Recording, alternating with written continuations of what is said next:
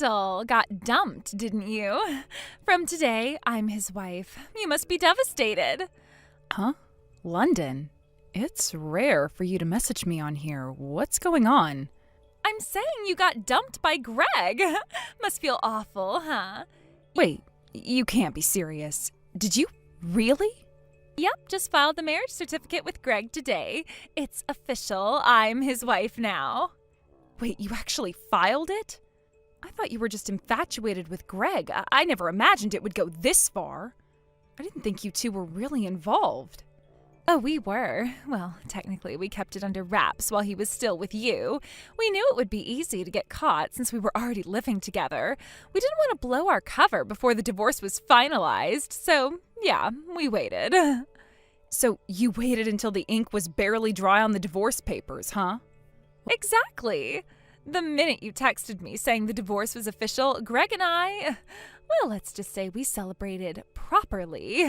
We didn't waste any time. And this morning we went down to City Hall and submitted the marriage certificate.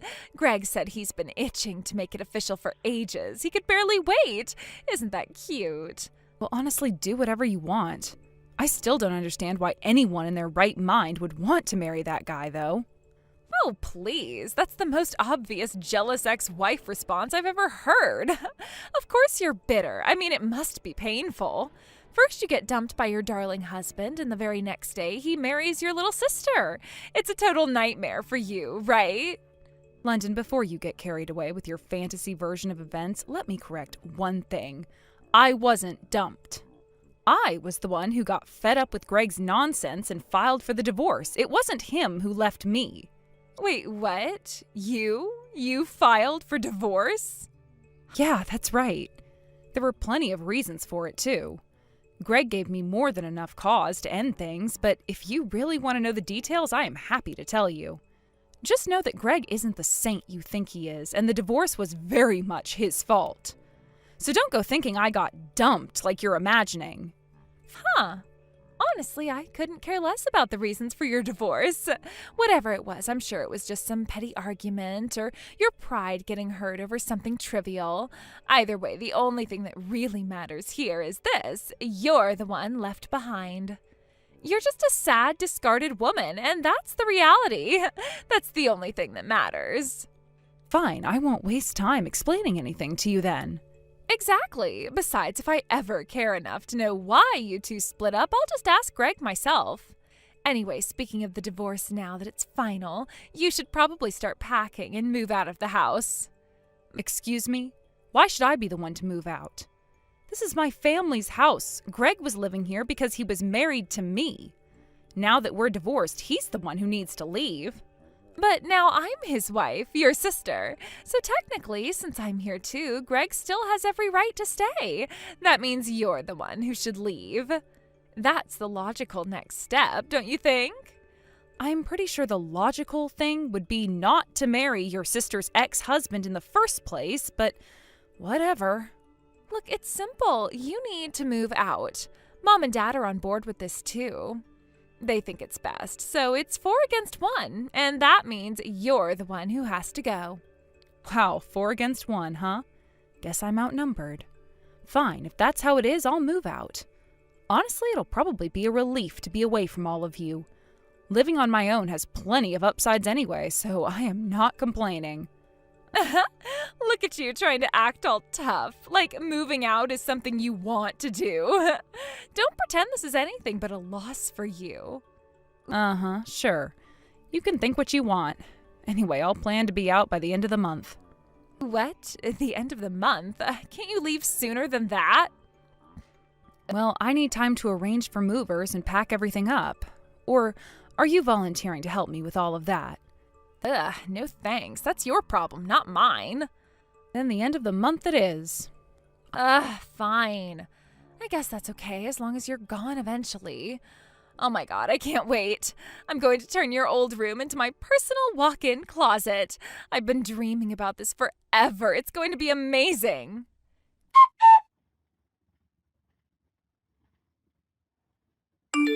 Kendall, it's the end of the month already. Hurry up and get out. I'm already gone. What? What are you talking about? Do you even know what time it is? Around 9 p.m.? London, did you just wake up? What do you mean? I mean, your schedule is all over the place. You're practically nocturnal. Not surprised you didn't notice I already moved out. Instead, you're just now sending me a sleepy message. What are you talking about? When did you even move out? Oh, London, you should be embarrassed. You are so out of touch, it's honestly a bit sad. Hey, hold on. Honestly, it's been a blessing to leave that house. I've been wanting to move out for a while, and now I finally have. Seriously, what's your deal? By the way, don't bother asking for my new address. You're not getting it. Like I care? Why would I even want to know where you were living? Good, I figured as much. Just thought I'd give you a heads up. You might want to start looking for your own place soon. What do you mean by that? Why would I need to move? That house is going to be sold. Huh? What are you even saying right now? The house will be sold. I'm handing it over to a real estate agent in early next month.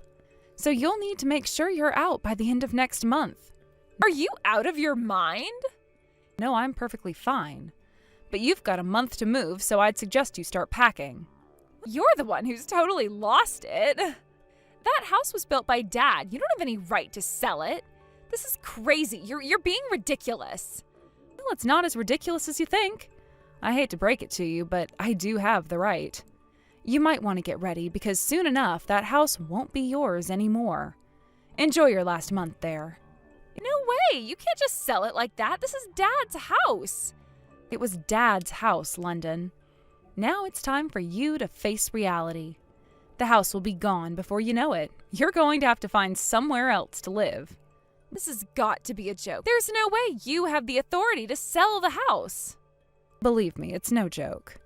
So I'd suggest you stop wasting time and figure out your next move. Time is ticking.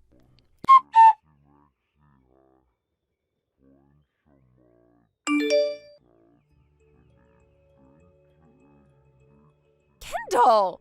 I just got told to get out. Did you really go through with selling the house like you said you would? Did you actually sell it? This house belongs to Dad. That's illegal. Are you seriously jealous because I took your husband and now you want to take revenge or something? You've thrown out so many issues, I don't even know where to start. What do you mean? I'm trying to warn you that you're the one committing a crime. All right, if you insist, I'll break it down for you point by point. First of all, the house isn't under your dad's name anymore. What? Remember a few years ago when we renovated parts of this house? Yeah, I remember. That renovation cost $300,000. I paid for all of it. No way. And I paid it all in one lump sum. $300,000 in one go? You're just an office worker. How did you manage to save that much? Oh, I guess I didn't mention it. I co-founded a business with a friend, and now I'm the executive director. Wait, seriously? Plus, around that same time, Dad's company went bankrupt. He managed to get another job through connections, but his salary was significantly lower. There were also issues with property taxes. After considering everything, I decided to take over the remaining mortgage, and we transferred the house's ownership from Dad to me. And by the way, I already paid that loan off early. Wait, are you serious? So, to sum it up, I'm the legal owner of the house now. Since you've kicked me out, it's clear that you can't just keep living here, right? Is this really happening? This conversation is wild. How could you think you could just push me out like that? You really thought you could take over? But it's my family home. That's what you think. The truth is, I'm the one with the legal title now. You should have thought about this before making any hasty decisions. I can't believe this. Well, you might want to start believing it. Because the reality is, this house is mine, and there is no way you or anyone else can stay here after what happened. But... No buts. You might want to start looking for a new place to live because this isn't going to work out for you anymore. I am done with this drama.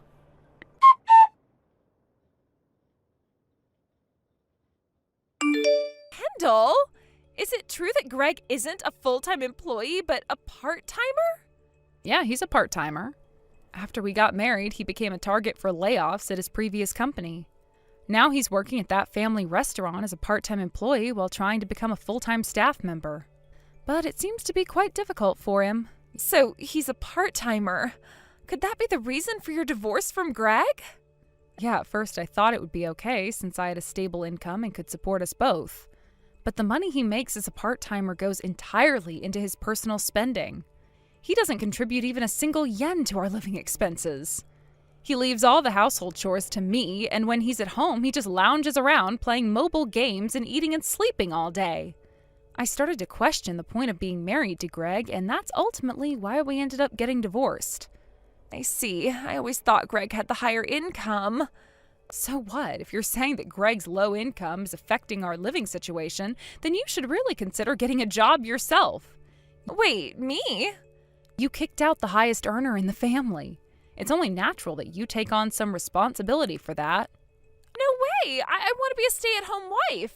If that's the case, I'll just divorce Greg right now and hurry to find a rich husband instead. I don't think it's that easy in the real world. Besides, can you please just move out already? The real estate agent has been telling you repeatedly, right? What? We're family. Can't you cut me some slack? Even if we are family, once a real estate agent is involved, there is no room for leniency. That's just unfair. Look, London, it's about time you face the reality of the situation. Greg's choices and your decisions have consequences. You can't just expect to stay here indefinitely. I can't believe this. You're really going to kick me out of my own family home just like that? Yes, I have every right to do so, especially since I'm the one who's been managing everything financially. You've made your choices, and now you need to deal with the fallout. But what about the family ties? I thought that meant something. Of course family matters, but responsibilities do too. If you want to remain a part of this family, you need to step up and contribute. So what? I'm supposed to just abandon my dreams of being a stay-at-home wife and find a job instead? If that's what you really want, then yes. You need to adapt to the situation, especially since it was your decision to marry Greg and then depend on him. This is ridiculous. I can't believe you're putting all the blame on me. It's not about blame. It's about reality. Sometimes you have to face hard truths, London. It's time to think about what's next for you. Fine, I'll figure something out, but don't think I'll go quietly. I wouldn't expect anything less. Just remember, you have to start being responsible for your own choices.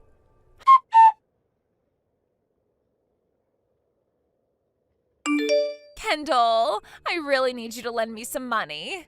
Actually, I need you to just give me money because I have no way to pay you back. I know you can easily come up with $400,000 just like you did for the renovation, right? Huh? Who is this again? It's London, your adorable little sister, London. I vaguely remember an annoying, reckless sister until recently, but I've never had an adorable one. This is not the time for jokes. I need money. Please get me $400,000. Why on earth do you need $400,000? I've been hit with a compensation claim. Huh? Compensation? London, what did you do now?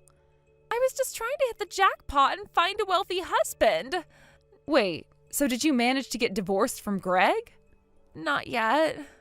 What do you mean, not yet? No matter how much I begged, he wouldn't agree to divorce me. So I had to start dating to find someone else, and I ended up meeting a guy with an annual income of $1 million.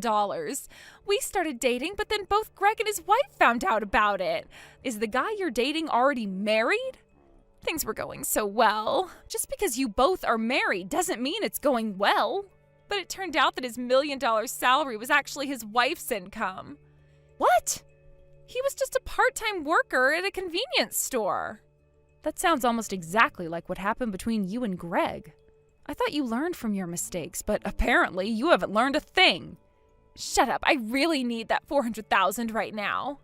That sounds a bit excessive. Why do you need that much? Well, I did some things to his wife to try to get her to divorce him quickly. I scattered garbage in front of their house, sent her some cursed letters, and made silent phone calls. Just a little bit of harassment. A little bit? That sounds like serious harassment. So that's why you got slapped with a $400,000 compensation claim?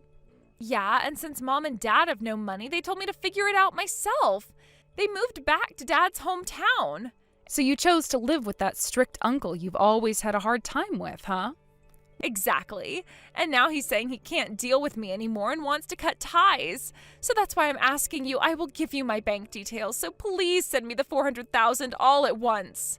What makes you think I would just give you that money? What? Look, everything you've done so far has led to this situation. If you take a moment to think about it, you should understand why I won't help you. If you don't get it, you need to reflect until you do.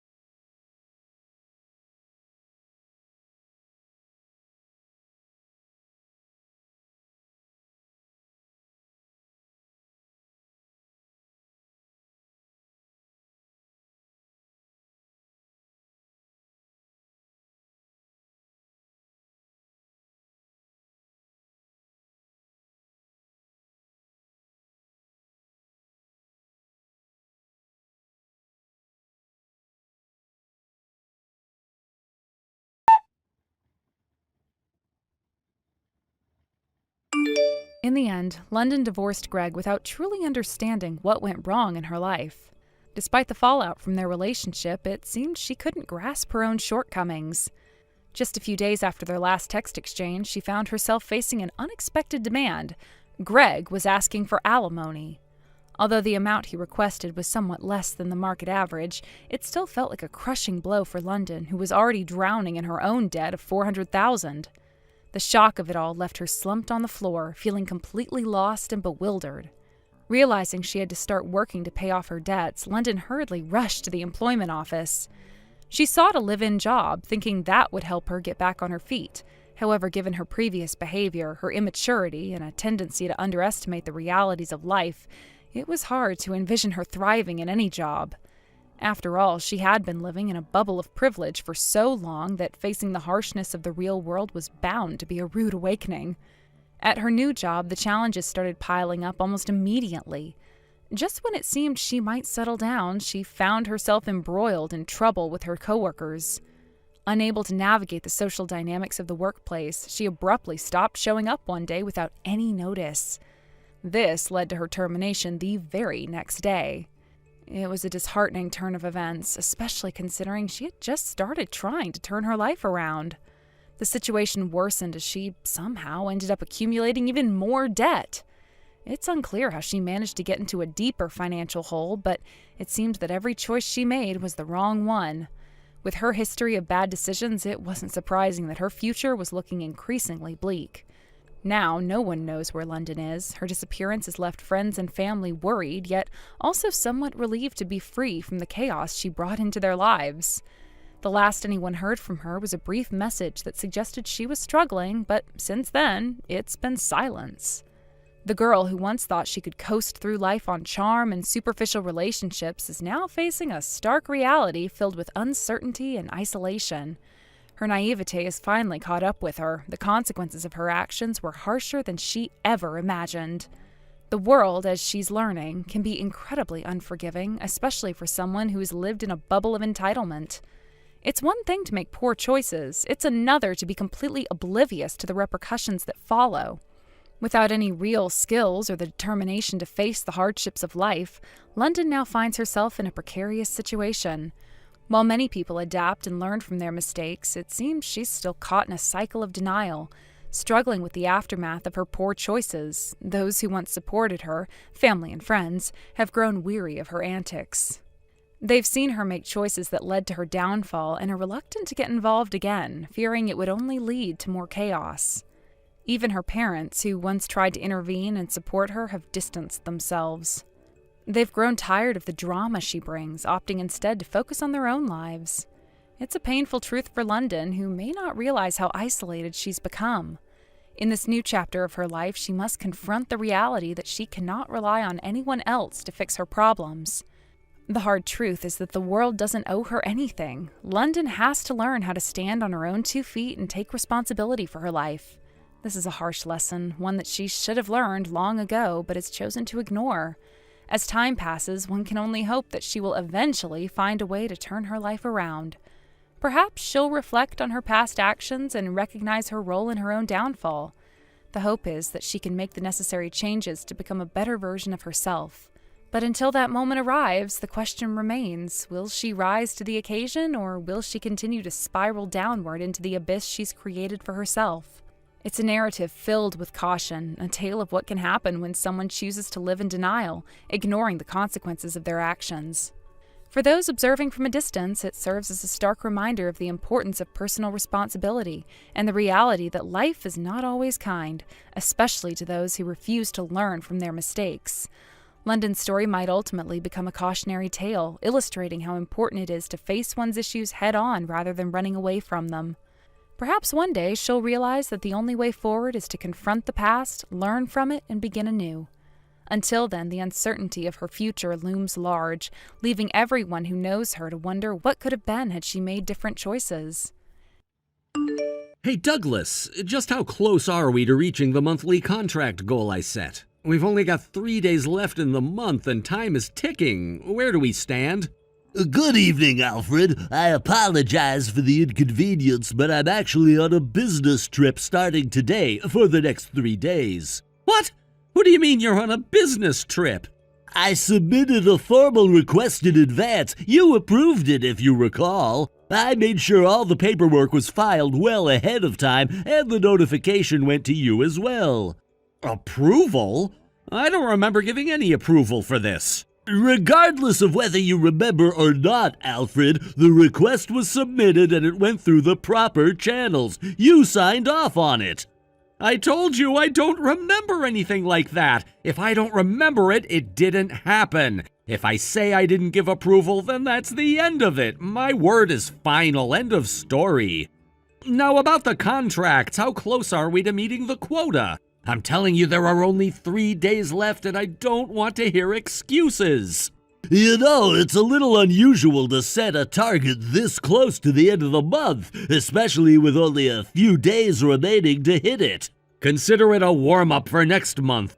You can think of this as your practice round, so you'll be ready to hit the ground running when next month starts. You've been here long enough, you should be used to these kinds of targets.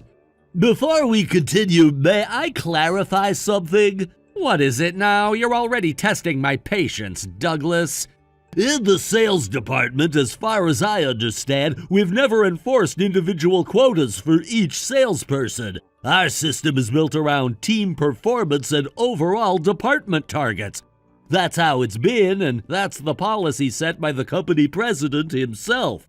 We report total contracts at the end of the month, but individual quotas? We've never done that. You've been a part of this department for a while now, so surely you're aware of this policy. Yeah, that might have been the case up until yesterday, but things are different now. The president's away on medical leave, and while he's gone, the company's number 2, our vice president, is in charge of everything. So while the boss is out, the vice president is making decisions. And one of those decisions handed down from the top is that we're moving to individual quotas. Every salesperson is going to have to meet specific contract numbers from now on. This is the first I've heard of this change. Well, of course, you're hearing about it now. You weren't at work today, were you? We had a briefing this morning where this was all discussed, but since you were off on your little trip, you missed the entire thing. So yeah, no wonder this is news to you. As I mentioned earlier, this trip was approved, Alfred. It wasn't some last-minute decision. Everything was properly documented. I don't care. Approved or not, that doesn't change the fact that we have new targets, and if you're not meeting them, it's going to be a problem. If you haven't hit your numbers yet, you need to get back here immediately and start closing contracts. I don't care where you are or what you're doing, that's an order from me, your superior. And don't think you're getting any special treatment just because you've always been at the top of the sales leaderboard. That doesn't mean you're exempt from the rules everyone else has to follow. I'm sorry, but as I mentioned earlier, I'm currently about 3 hours away from the office. 3 hours? Where the hell are you? And in the next couple of days, I'll be even farther away. So it's not feasible for me to come back to the office. What? Are you kidding me? Then turn around and start heading back here right now. I don't care where you are, get back here immediately. I'm afraid that's just not possible, Alfred. Not possible? What are you talking about? This is a direct order from your superior. Look, Alfred, I'm sorry, but I'm currently working alongside someone else and they're calling for me right now. I really need to attend to this, so I'll have to excuse myself from this conversation. Goodbye. Douglas, wait a second. Who is this person you're working with?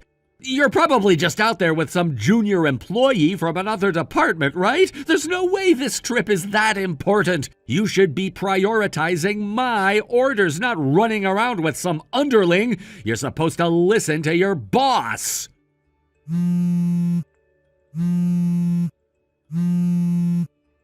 Douglas, answer the phone! You'd better pick up the next time I call or you're gonna regret it. Do you have any idea what's gonna happen the next time you set foot in this office?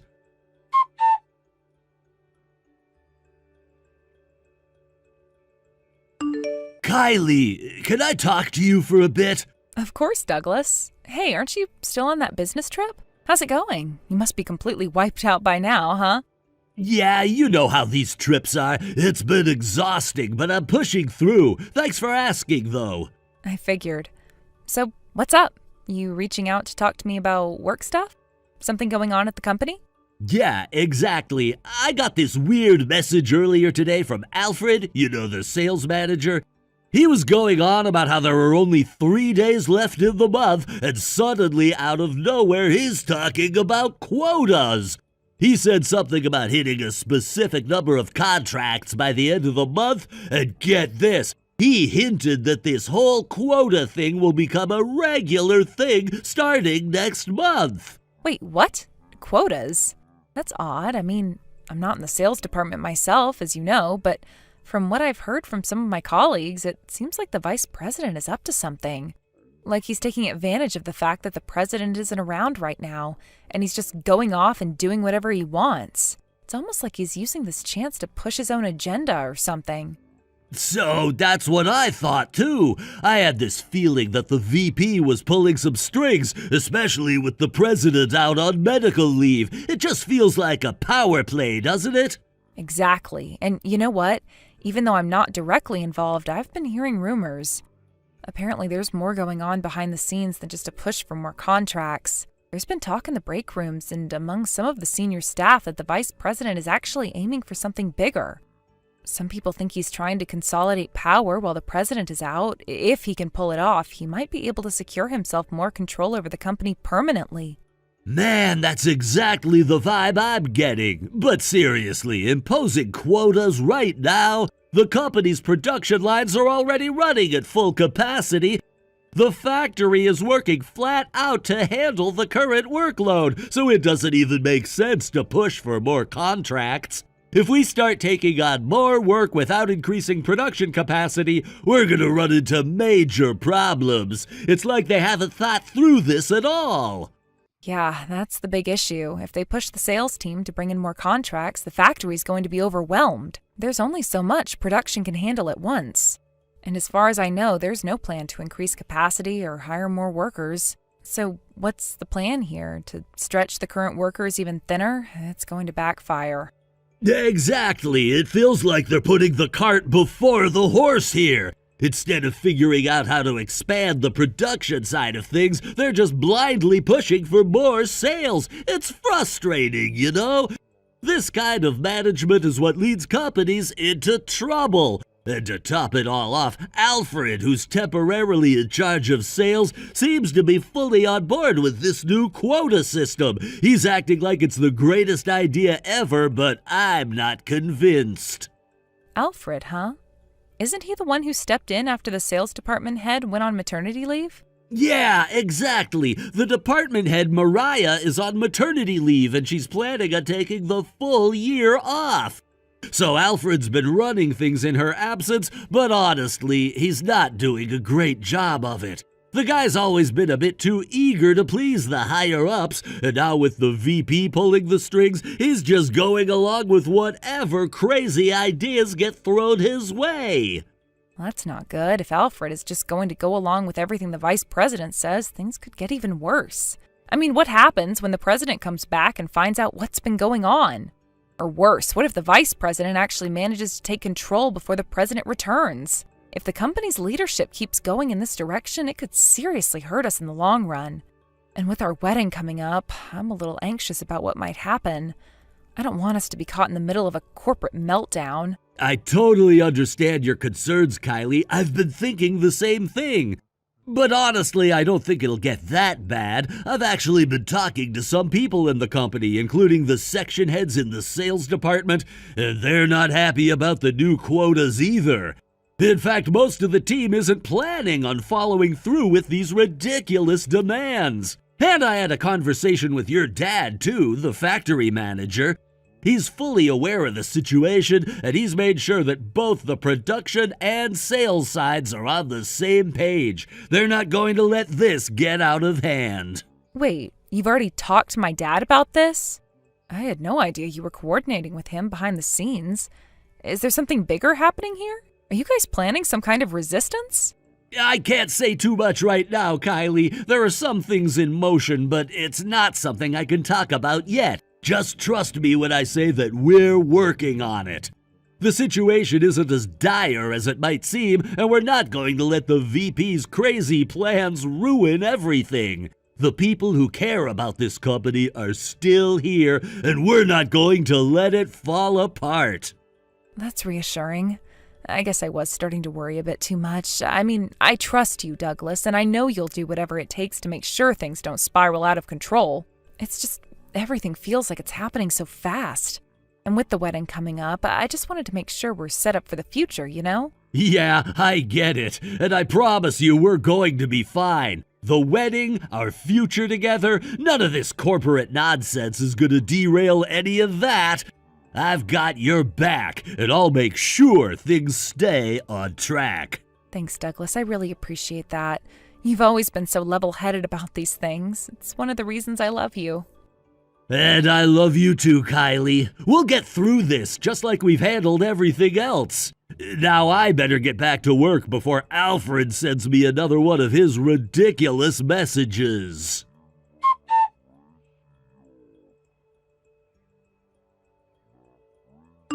Hey, good morning, incompetent one. Looks like you couldn't hit your target this month, huh? Good morning, Alfred. I don't recall doing anything to deserve being called incompetent by you. What's going on? Well, today marks the start of a new month. From today onward, I'm going to be setting some strict performance targets. And just for you, I'll be implementing them starting now. You know why? Because you skipped the last 3 days of the month and didn't even bother to inform me about it. Those 3 days were supposed to serve as a warm-up period, but instead you just slacked off. So I'll be setting even stricter targets for you compared to everyone else in the company. I've already explained multiple times that those 3 days were a business trip. It was fully authorized and I followed all proper procedures to get the time off. I don't understand why you keep bringing this up. Frankly, it's getting old and tiresome. It seems you don't understand your position here. I've got the vice president backing me, who is currently the acting head of the company. If I decide to, I can fire you anytime I want. You should really keep that in mind. I see. So what you're saying is that you and the vice president are actively trying to push me out of the company. Am I understanding that correctly? Well, that really depends on your attitude and how you respond to this situation. Is that so? All right then, I'll submit my resignation right now. What? Wait, what? I'll go ahead and hand it in during the next company-wide meeting. That way we can make it official and get everything sorted out. Huh? Today isn't even a day for a full company meeting. What are you talking about? Oh, didn't you hear? There's an emergency meeting happening this morning. No one told me about this. It was a direct order from the president. The president? Wait, the president is back at the office? Yes, the president returned to the office today. Already? I thought they were on medical leave for a longer time. Well, it seems the medical leave has been postponed. Apparently, there were some urgent matters that needed addressing before they could take time off. Urgent matters? What does that even mean? Well, considering the recent developments in the company, it seems the president wanted to ensure everything was under control before stepping away completely. That's all well and good, but what does that have to do with me? Oh, by the way, Alfred, I haven't seen you around this morning. You didn't happen to miss today's start time, did you? What do you mean? Of course I'm here. Really? Because it doesn't seem like you're at your desk right now. No, I'm just handling some things. I had a few urgent matters to deal with. Handling some things? Is that what you call it? Seems more like you're trying to avoid your responsibilities. I'm not avoiding anything. Look, this is all just a misunderstanding. A misunderstanding, huh? It's funny how you always seem to have an excuse ready when things don't go your way. Excuse? I'm not making excuses. You're being unreasonable, Alfred. Unreasonable? You think I'm the unreasonable one here? You were absent without a word for 3 days. Do you understand how that affects the entire team? We rely on each other, and your lack of communication puts everyone in a tough spot. Listen, I had my trip approved and I did everything by the book. I don't see how this is my fault. Oh, come on. You're really going to stand there and tell me that? We both know the company has expectations and you failed to meet them. You should be taking this seriously. Taking it seriously? You're the one who's acting like a child. Just because you have some newfound authority doesn't mean you can dictate how everyone else should work. Authority? You think I'm doing this because I enjoy it? I'm just trying to keep things running smoothly. You, on the other hand, seem to be intent on derailing everything we've worked hard for. Derailing? Don't put that on me. You're the one who seems to be out of touch with reality if you think your threats are going to intimidate me. You think I'm threatening you? I'm just laying out the facts. You either step up or face the consequences. It's really that simple. Simple for you to say, but what do you know about the work I do? You're just sitting in your comfortable chair throwing around orders. It's frustrating. Frustrating? You have no idea what frustrating means. But I guess you wouldn't know given how you've been coasting along without any real consequences so far. Coasting along? How dare you! I've worked hard to get where I am, and I won't let you undermine my efforts with your petty games. This is about accountability. If you want to stay in this company, you need to start acting like it. Otherwise, you might find yourself out the door sooner than you think.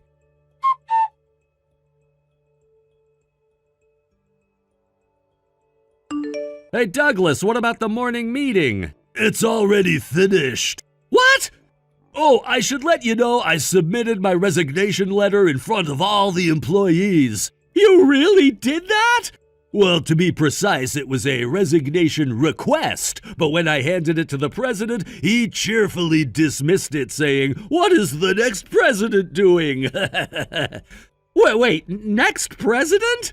In line with the transition of the company's top position from the vice president until yesterday, I acted accordingly. However, the president, who has returned today, didn't grant my resignation, so I will continue to be a part of this company. Yay, what do you mean you're the next president? Isn't the next president supposed to be my uncle, the vice president? To be exact, I'm at the stage where I've been asked to be the next president after the next one. It's certain that a new president will be coming soon, but it's definitely not the current vice president. What? They'll be establishing a new structure once everything is settled. A new structure? What do you mean by that? Are you saying there's going to be a major overhaul in how things are run around here? Yes, exactly. The current management will undergo some changes, and I think there will be new roles assigned to everyone. I can't believe this. So you're saying you're essentially in line to take over? What's going to happen to all of us in the meantime? From what I gather, the president is keen on restructuring to make things more efficient. It sounds like we might see some significant shifts in responsibilities, and I guess you'll just have to wait and see how it all unfolds. This is all happening so fast, it's hard to keep up. Are you ready for all of this? Honestly, I have my reservations, but I think it's an opportunity to make a difference. Plus, with the current vice president stepping back, it feels like a chance for fresh ideas to be implemented. You really think you can handle it? I believe so. There's a lot at stake, and I want to make sure that the team is well supported through this transition. I guess we'll have to see what happens next, huh?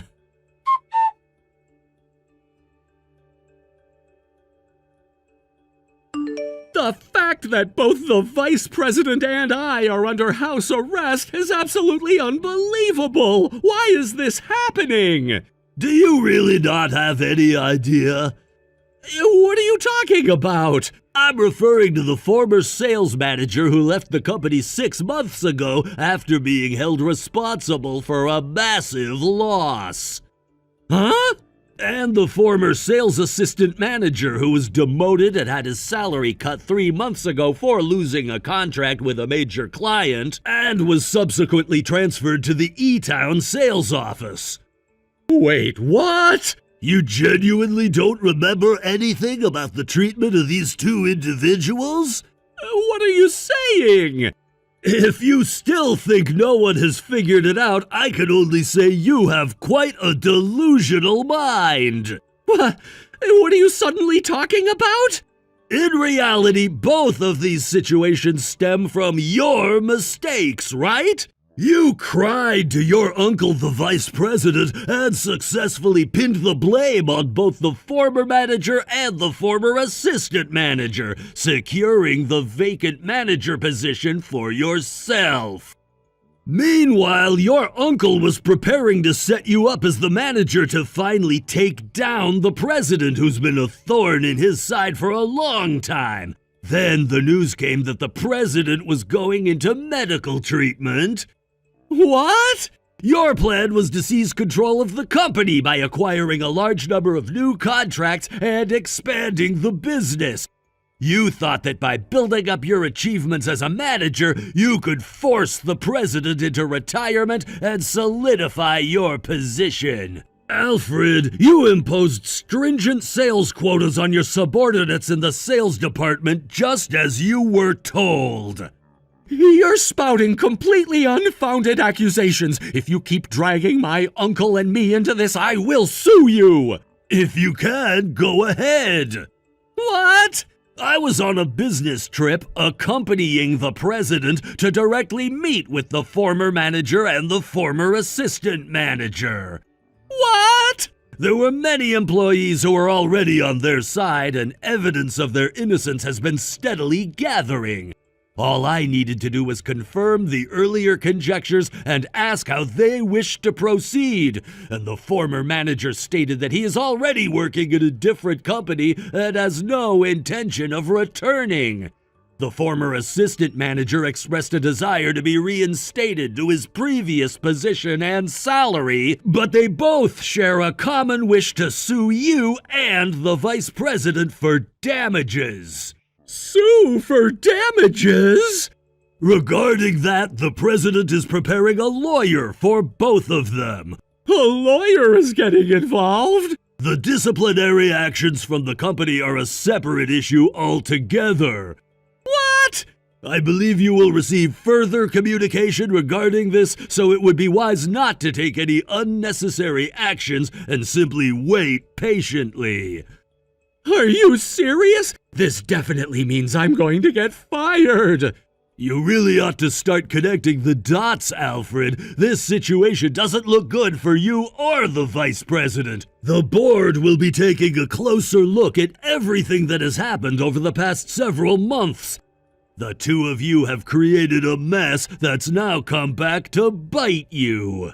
So you're saying it's all over for me? You've been in a position of power, but that power has also brought you a lot of scrutiny.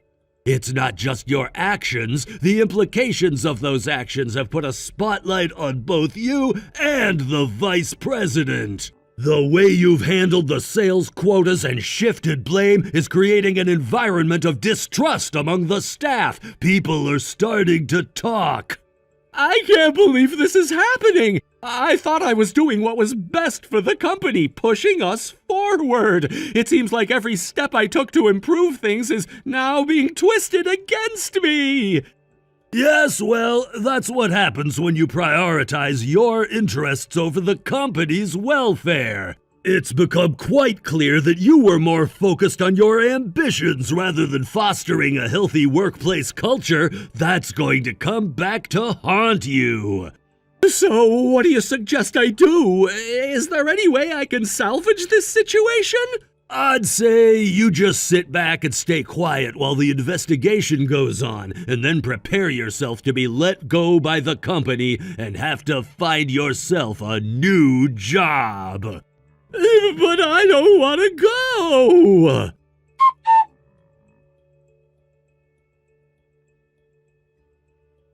To sum it up, the vice president was dismissed, and Alfred faced disciplinary termination.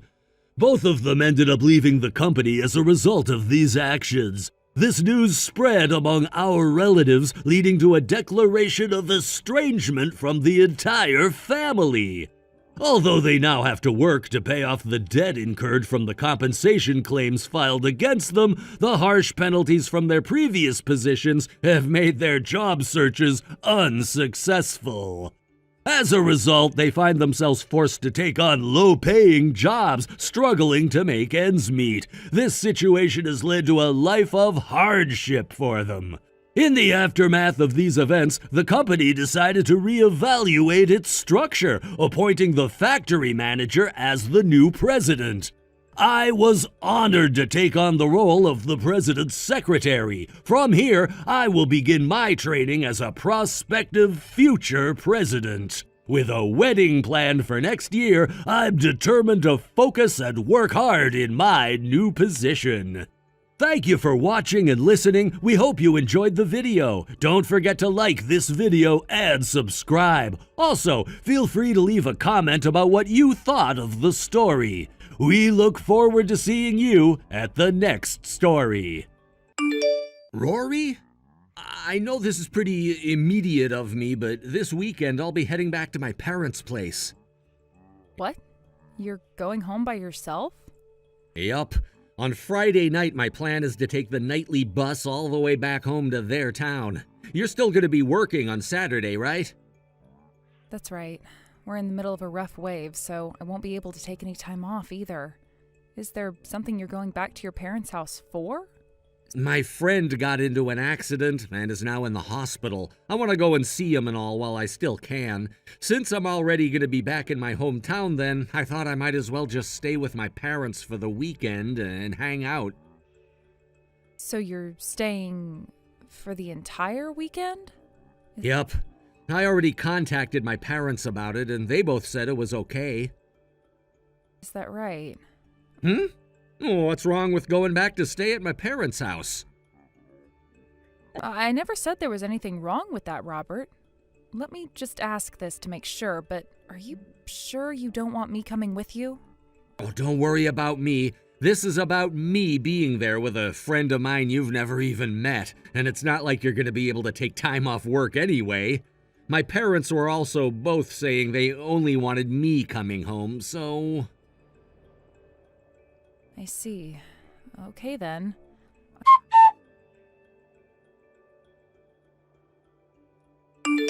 I finished work. I hope you had a good day there. I did, and now I'm going to start taking the long bus ride back to my parents' place. Oh, that's right. While I'm back at their house, don't you dare contact me about anything. What? Not myself or my parents. Why can't I?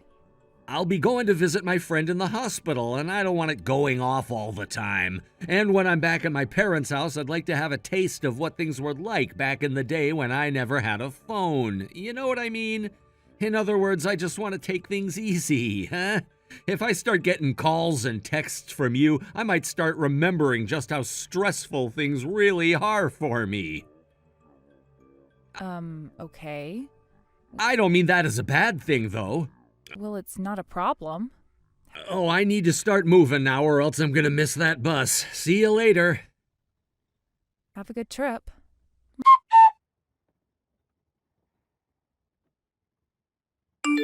Mom, good evening. This is about what I mentioned to you before. Hello, Rory.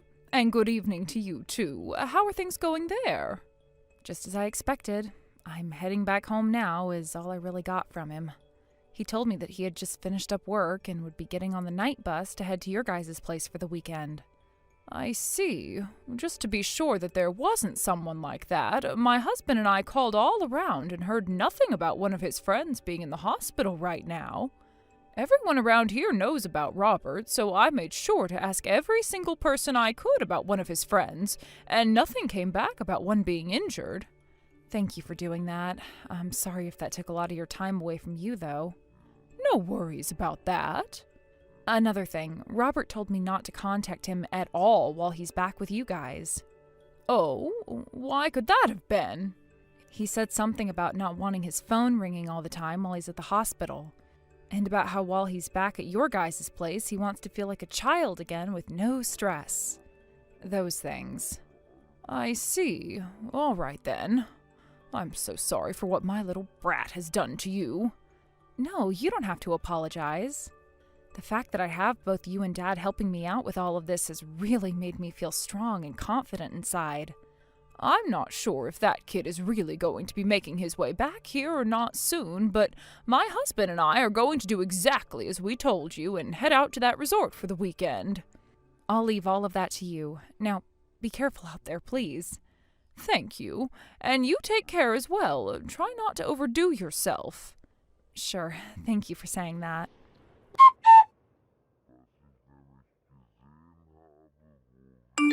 Rory, things are going as we assumed they would. Robert just got here and checked into the hotel with a very young woman at his side. Roger that, Mom. So once they've begun eating dinner and a couple of hours have passed since then, we can start our plan of attack, right? Correct. Please do your best. By the way, Rory, that woman he's with, she's the daughter of someone I know. Wait, are you serious? Because of that, there's no reason for us to change our plan of attack now. That girl has done all kinds of stuff with men and has made a reputation for herself here in town. So that's the kind of person she is. I just never thought that my own son would be taken away by someone like her. Mom, I'm sorry about that. I didn't need to mention that right now. I'll make sure to tell you all about that woman in a little bit, all right? Understood. Please and thank you.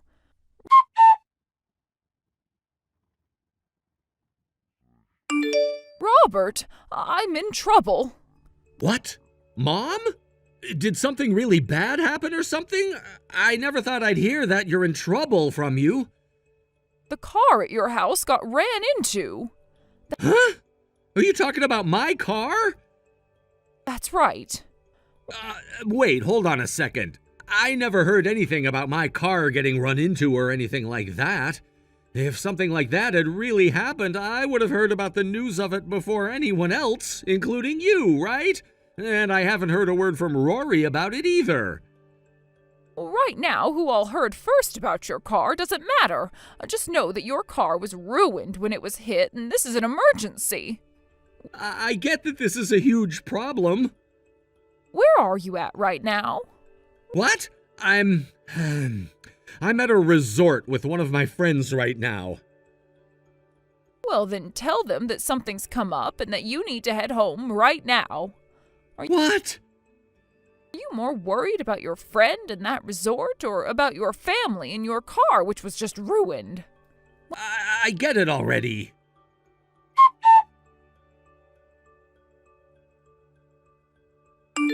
Yo, Rory, I'm on the bus right now heading back to the house. Did my car really end up getting destroyed after being hit? Well, I never heard anything from you about that before. Does that mean you weren't even aware of that happening yet or something? Hey, are you gonna pick up your phone and reply to me yet?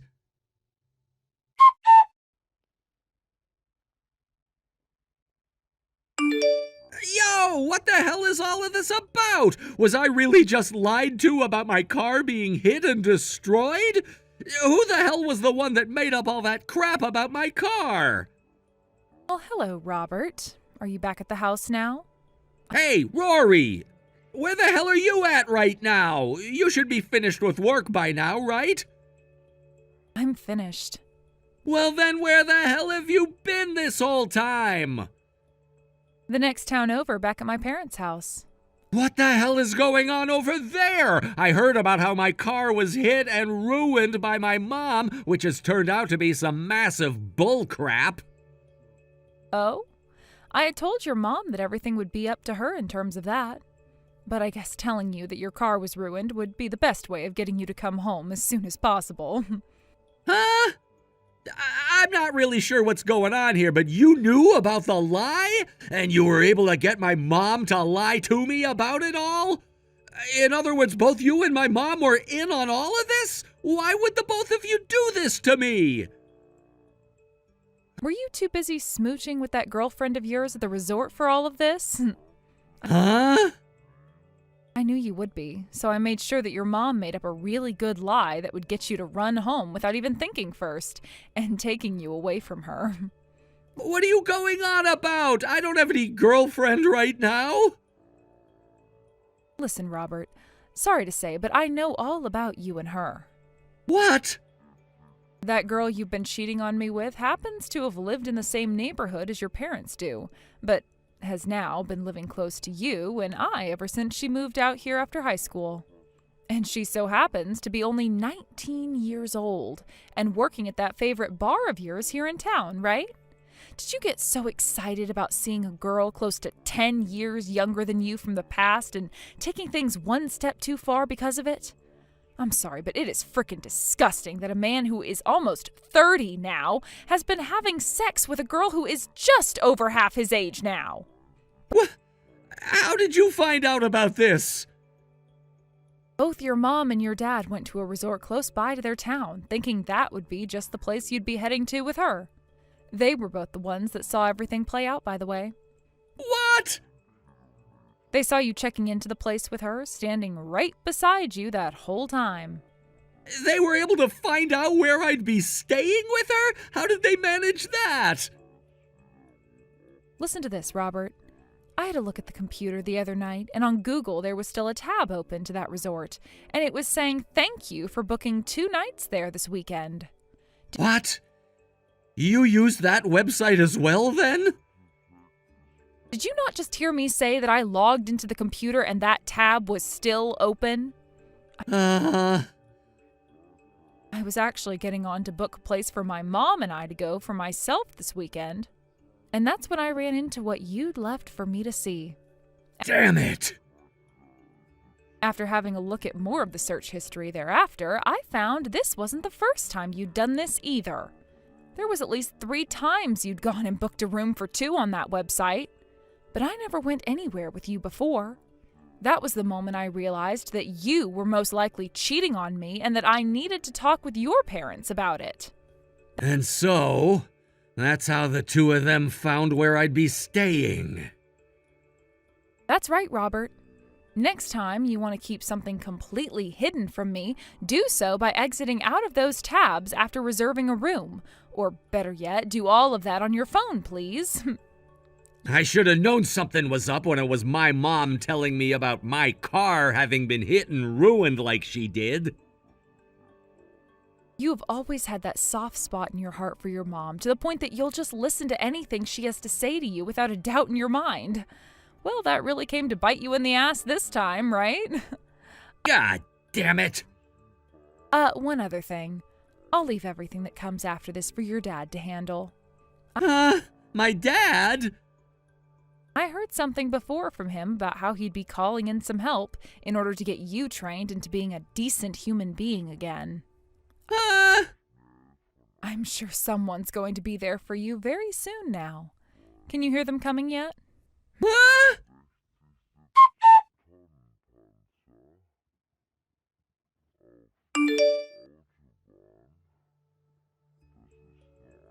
What the hell is up with this all blacked out van?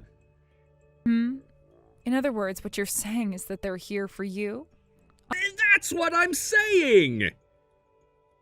I'm pretty sure you're in the middle of a crisis over there, so it's surprising you can still text me right now. I told them to let me text you so I could ask one last thing, and so they gave me my phone back and let me talk with you. Why would a blacked out van be sent to get me? Well, that van is the company van for a mining company. What kind of mining company are you talking about? One that mines coal. It's the kind of place ne'er-do-wells like yourself end up working at when the rest of the world can't deal with their childish crap anymore. And where they go to learn how to be a proper adult and someone who can be considered a human being again, instead of some stinky pile of trash. I hear that a lot of the people that go to work in those mines come out changed men afterwards. What the hell? And wait, I'm not some stupid ne'er-do-well. And that's why you're going to work there now. You don't seem to get who you really are yet. And wait, what about the company I'm currently working for right now? Hey, come on now. I know you've been fired by them a long time ago. What? After I found out you were cheating on me, I gave your last boss a call and asked about what you'd been doing at work. Turns out that your last boss and I went to the same school together, and he told me all about what actually happened to you some time ago. You'd make out with your coworkers of yours in the company car, and sometimes take them to hotels after work to stay the night. You'd also bring them along with you on your business trips.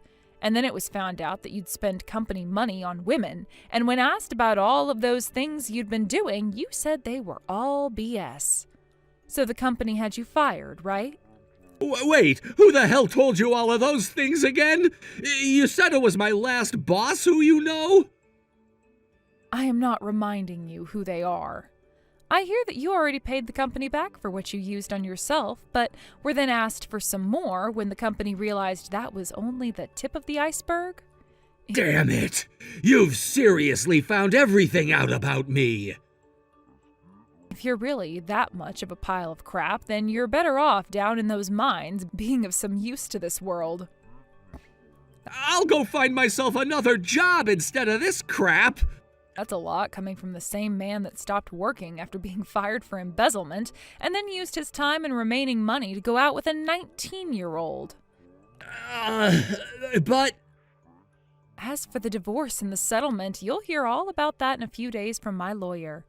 What? start thinking to yourself that you are never going to be seeing me ever again, all right? Are you freaking kidding me, Rory? Goodbye forever. Rory!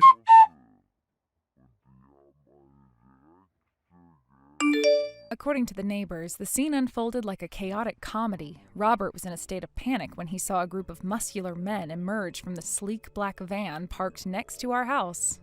The sight of these intimidating figures sent him into a frenzy. He was shouting, "No, please stop!" in a voice that was more pitiful than threatening, as he darted around the yard, desperately trying to escape whatever fate he thought awaited him. It was as if he had lost all sense of dignity. His frantic movements seemed almost comical, flailing about as he attempted to evade them. But in the midst of his chaotic escape, he stumbled over absolutely nothing, a complete misstep, and that was the tipping point. He ended up crashing headfirst into the garden pond, splashing water everywhere. The image of him, completely soaked and disoriented, is one I can't help but chuckle at even now. Despite being drenched from head to toe, the men didn't let him off the hook. They unceremoniously dragged him out of the pond and proceeded to haul him away to the coal mine's dormitory, their intentions no doubt less than pleasant. It was a fitting end to his embarrassing display, though I had to admit I felt a strange sense of satisfaction watching him be taken away, water dripping from him like some sort of a defeated cartoon character. Meanwhile, the female college student involved in this whole mess found herself facing her own consequences. In light of the emotional damages I had demanded from her, she was promptly expelled from her university. It seemed like a swift decision, perhaps to protect the institution's reputation from any further fallout. She quickly found herself a job, likely out of necessity, as the reality of her situation hit her hard. I heard that she also ended up joining the same group that was linked to Robert, which made for a curious twist of fate. When I filed for divorce, I also demanded compensation for emotional distress. The agreed-upon amount would be deducted from both of their salaries at the respective companies where they now worked. It's interesting how life has a way of tying people together, even after a relationship has crumbled into pieces. As for Robert and the young woman, both have now been assigned to different locations within their organizations. They're reportedly undergoing rigorous training under strict supervisors who believe in a tough-love approach to education. From what I gather, they're working hard, facing a kind of mentorship that is both challenging and, dare I say, possibly character-building. It's ironic that they now have to deal with harsh mentors, considering that their earlier actions stemmed from a lack of responsibility. The transition from a carefree student life to one filled with the pressures of a working environment must be a jarring experience for them. Robert, in particular, used to live a life where he could laugh off his mistakes, and now he is likely learning that the world doesn't operate that way. He might be grappling with the consequences of his actions in a much more profound way than he ever anticipated. I often wonder how they are handling their new lives. It's almost poetic justice. While they were enjoying what they thought was a fun, carefree existence, they now find themselves in positions where they have to work hard to regain some semblance of respectability. Life can change in an instant, and for both of them, it has become a harsh lesson in accountability. As for me, the divorce process and everything surrounding it were undeniably challenging. But I feel a sense of closure knowing that they are now facing the repercussions of their actions. The emotional toll it took on me was significant, but watching them deal with their own consequences offers a form of vindication. I can move on with my life, and they have to face their new reality, one that involves hard work and the guidance of tough mentors. I've also started to find my own path forward. It's liberating to think that I can make decisions without having to consider the whims of someone else. While they're caught up in a world of hard lessons and difficult tasks, I can focus on my own growth and happiness. The burden of their choices no longer weighs on me. Instead, I feel a sense of lightness and freedom. The universe has a way of balancing things out, and for Robert and the college student, the reality of their situation is a stark reminder of how important it is to take responsibility for one's actions. They thought they could have a carefree life, but now they're learning that every choice has consequences. It's hard not to feel a bit smug about the whole situation. I can't help but smile at the irony. Life has a way of catching up with people, and while I was the one left to pick up the pieces after their reckless decisions, they are now the ones who must navigate the difficult waters of adulthood with all its responsibilities. It feels like I've turned a page in my own life, and they're now stuck in a chapter filled with lessons about accountability and the weight of choices. Thank you for watching. Please subscribe and hit the like button. See you next time.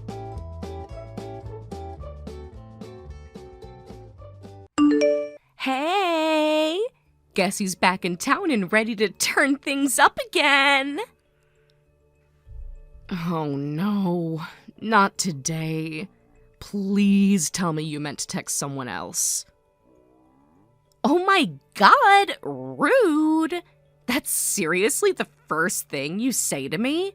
Wow, way to kill my mood instantly, Issa.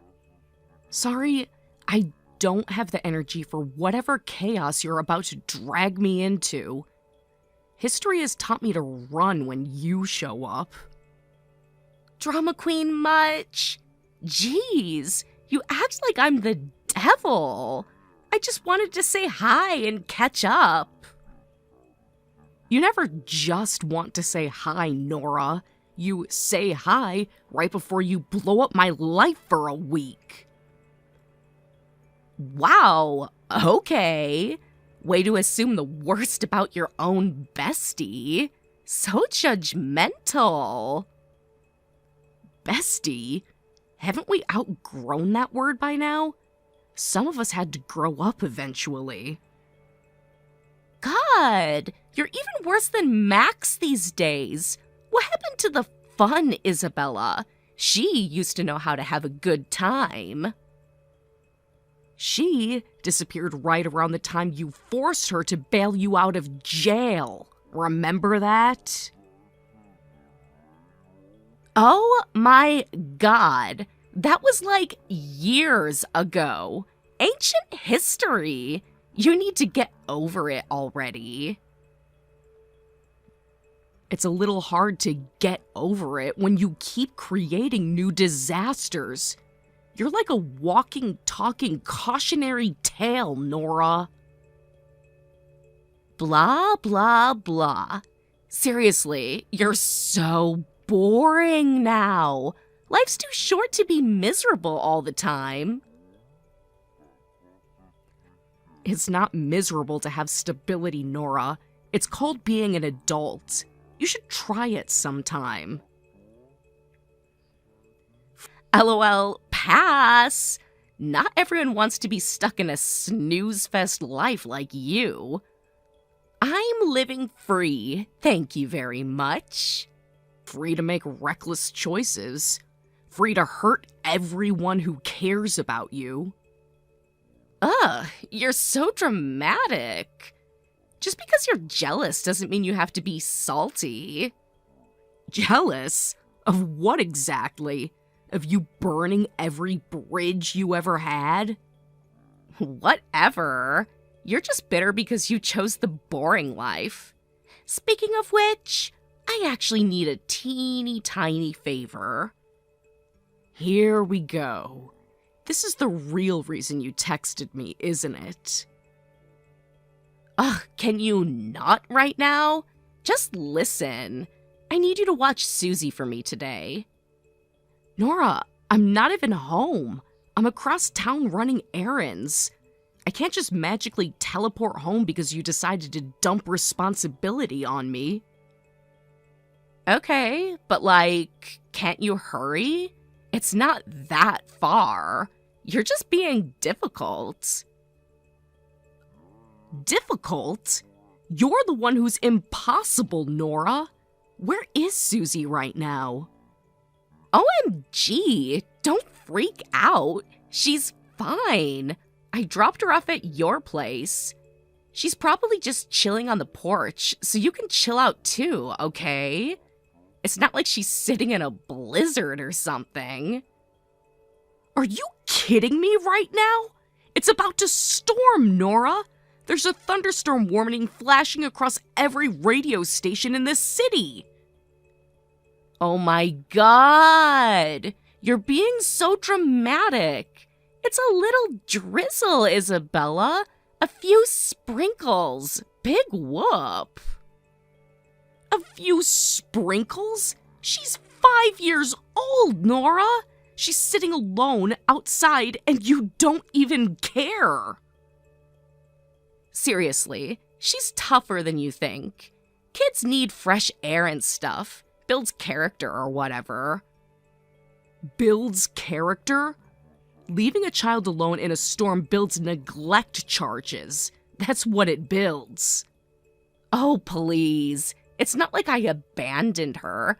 I knew you'd come running. You're all motherly and whatever. That's not the point. You don't just leave a kid on someone's porch like an Amazon package. OMG, you're so touchy.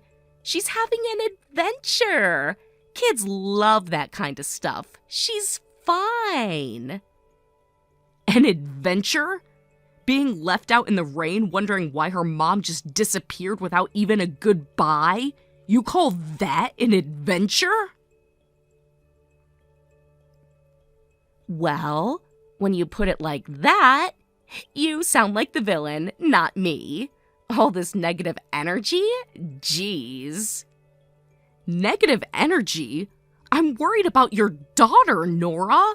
Forgive me for not being thrilled while she's sitting there soaking wet. It's really not that bad. She'll dry off. Little kids are basically waterproof. I can't believe you sometimes. I really can't. How can you be so casual about your own child sitting out in a thunderstorm? OMG, you act like I left her on the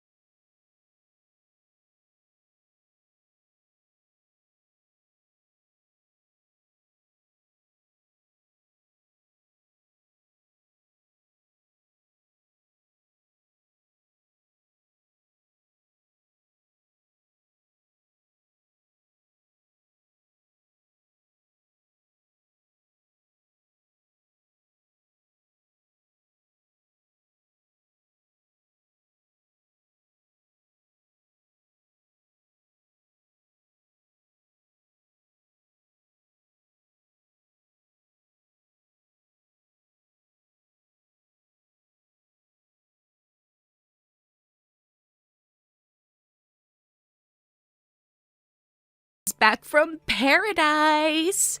Had the best week ever. Like, literally top 3 of my life. Oh, good. You finally remembered you have a daughter. Jeez, chill. Buzzkill much? I just got back. Let a girl breathe before you start throwing shade. A week, Nora. You were gone for a week without even pretending to check in on Susie.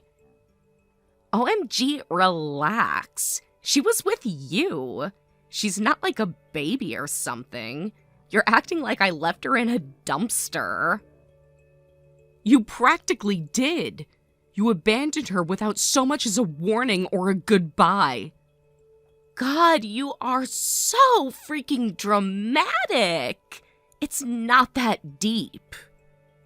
It is that deep, Nora. You left your child. You didn't even bother to make sure I was home before you dropped her off.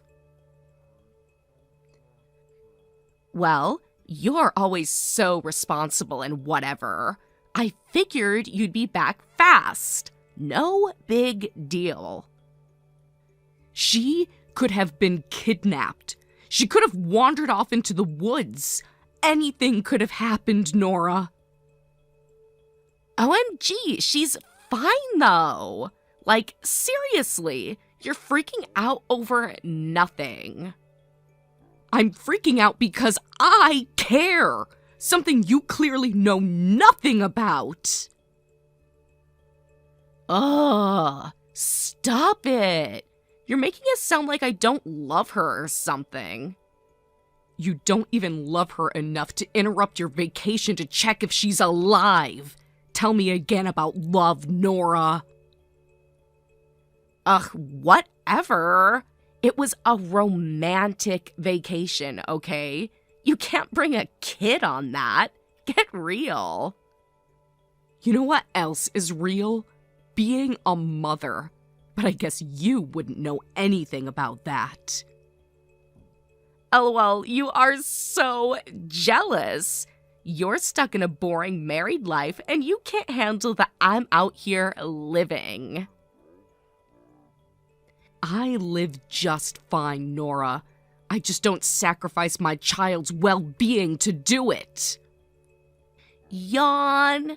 You're like ancient. No offense, but you act like you're 80 sometimes. And you act like you're 15. At least I still know how to have fun. Not my fault you're bitter. Not bitter. Just disgusted. Whatever. Point is, I had the most amazing week with my boyfriend. I think he might be the one. The one who encourages you to abandon your child? What a keeper. God, you're impossible. Maybe if you smiled once in a while, you'd get it. Maybe if you cared about someone besides yourself, you'd understand what being an adult means. Blah, blah, blah. Lecture, lecture. When are you gonna get off my case? Let a girl live her dream life. Speaking of real life, Max and I have been talking. Oh, here it comes. More judgment. Hit me with it. It's not judgment. It's facts. We've decided we don't want to give Susie back. LMAO, are you kidding me? Dead serious. We want to adopt her permanently. Good luck! Like a court's gonna just let you steal my kid. No one's stealing anything. You gave her away the moment you decided she was disposable. Oh, whatever. Honestly, you want her so bad? Give me 10 grand and she's all yours. You're serious? Dead serious. Cash talks, baby. Besides, I'm marrying my boyfriend soon. Duh. Child support's gonna dry up anyway. Might as well get something out of it. You're vile. You're worse than I even imagined. OMG, stop being so dramatic. It's just business. Fine, we'll pay you. Hell yeah! But on 2 conditions. Ugh, conditions again? Whatever. What now? 1, you sign over full custody. No visitation, no rights, no coming back later when you change your mind. Duh. Not like I want some brat showing up ruining my hot girl life anyway. 2, you sign a restraining order. You stay away from Max, from me, and especially from Susie. Forever. Easy peasy. Where do I sign?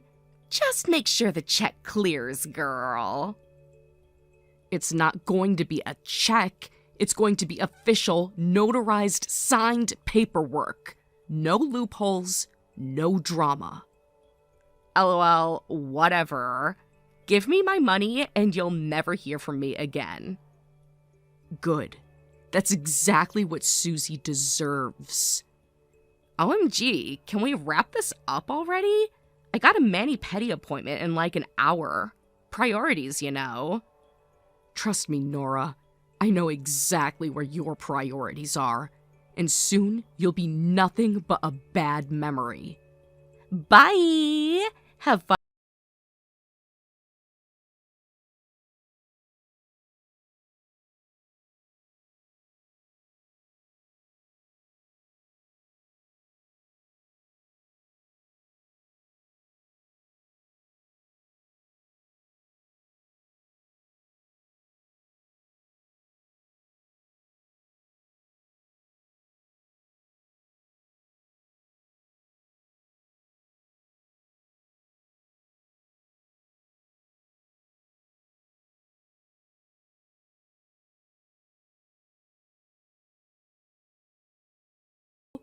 You forfeited any right to call her that when you sold her to us like she was a used car. You signed full custody away, Nora. You agreed legally never to contact her. OMG, chill. I'm not trying to start anything. I was just curious. You know, wondering how she's been. You don't get to be curious. You gave up that right the second you cashed the check. You don't gotta be so nasty about it. Like, damn, can't I even ask how my kid's doing? She's not your kid. She's ours. Max and I have raised her, loved her, supported her. Every single thing you should have done but didn't. Ugh, whatever. So how is she anyway? If you must know, she's doing exceptionally well. She's attending a private high school on a full academic scholarship. She's a captain of the track and field team. Last year, she won the state championship in the 400-meter sprint. She's brilliant, focused, and thriving. Wow! That's my girl! No, she's my girl. Max's girl, not yours. OMG, chill. Like, whatever. I'm happy for her. She's doing amazing. Clearly she got all that from me. Nothing she is came from you. Everything she is came from who she chose to be and who we taught her to be. Jeez, whatever. You don't gotta get all defensive. I just wanted to talk to her, you know? Catch up or whatever. Absolutely not. OMG, why not? You're so selfish sometimes. I'm her real mom. A real mother doesn't abandon her child for a boyfriend and a shopping spree. A real mother doesn't put a price tag on her daughter's life. God, you're so uptight. Even if you adopted her, you can't change biology. She's still my flesh and blood. Funny how biology only matters to you when you want something. You didn't care about biology when you sold her. You didn't care about biology when you spent the money you got on her on luxury vacations. OMG, whatever. You're so bitter. It's not healthy, girl. Maybe that's why it took you and Max, like, forever to finally have a real kid of your own. That's none of your business. Our struggles are not a punchline for you to mock. Jeez, relax. I'm just saying it must be hard, you know, having a new baby and a teenager in the house. That's a lot. Maybe you could use a little help. What are you getting at, Nora? I mean, if you're feeling overwhelmed or whatever, I could always take Susie back. I mean, it's been years, but like, no hard feelings, right? You want Susie back? Yeah! Like, she's still technically my daughter, right? I could totally pick up where I left off. You're unbelievable. What? I'm being generous here. You should be thanking me for offering to help lighten your load. Generous? You gave her up for cash like she was an old couch you didn't want anymore. Now you think you can just stroll back in and take her back like nothing happened? Well, yeah. People change, okay? Maybe I'm ready now. Maybe you should have thought about that before you walked away. OMG, stop being so cold. She's my kid, Isabella. She's our daughter. Ours. You are nothing to her but a cautionary tale. OMG, you're so full of yourself. You act like you're perfect. Newsflash, you're not. At least I didn't trade her for a paycheck. You're such a bitter old witch. Whatever. I'll just file for custody and get her back myself. Go ahead and try. You'll be laughed out of the courtroom. We'll see about that. Why now, Nora? Why after all these years are you suddenly desperate to drag her back into your life? Maybe I just want to reconnect, okay? Maybe I just want to have a real mother-daughter relationship again. You think I believe that? After 10 years of silence? After 10 years of pretending she didn't exist? People change. No, Nora, you don't change. You only want Susie back because you're in trouble. What the hell are you talking about? I'm not in trouble. Really? Because according to public court filings, you're about to be charged with fraud. What? How do you even know about that? I keep tabs on people who might be a threat to my family. Unlike you, I protect the ones I love.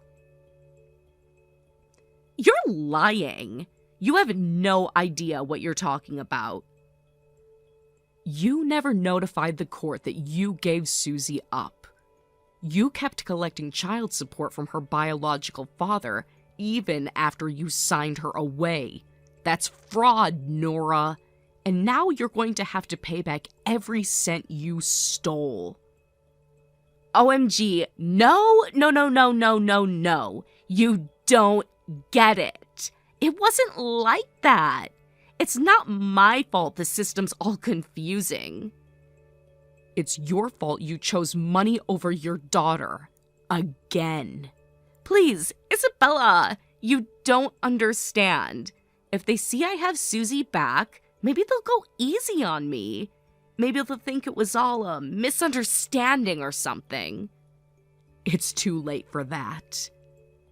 No, it's not. I can fix this. I just need her back for a little while. I already informed the court. They know she's been with Max and me for the past 10 years. You don't have a leg to stand on. No!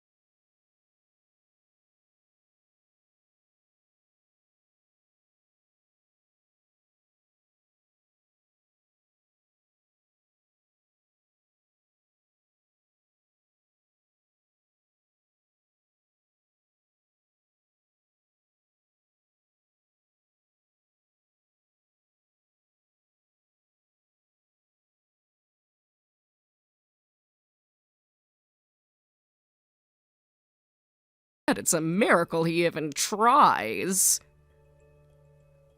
Matilda, that is absolutely not something you should be commenting on.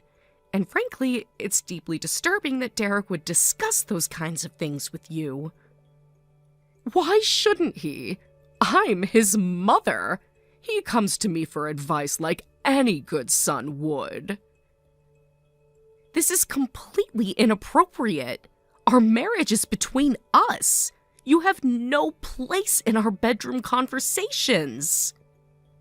Maybe if you actually acted like a wife instead of a frozen corpse, we wouldn't be here. Maybe if you were a little more adventurous and exciting, we'd have a grandbaby by now. I can't even begin to tell you how wrong this entire conversation is. There are boundaries, Matilda. Serious ones. Don't lecture me about boundaries, girl. You're the one who hasn't held up her end of the bargain. What bargain? I married Derek because I love him, not to sign some invisible pregnancy contract. Love doesn't put babies in cribs, Abby. Action does. And you clearly don't have what it takes. This isn't your call to make, Matilda. This is our marriage, our family. You need to back off.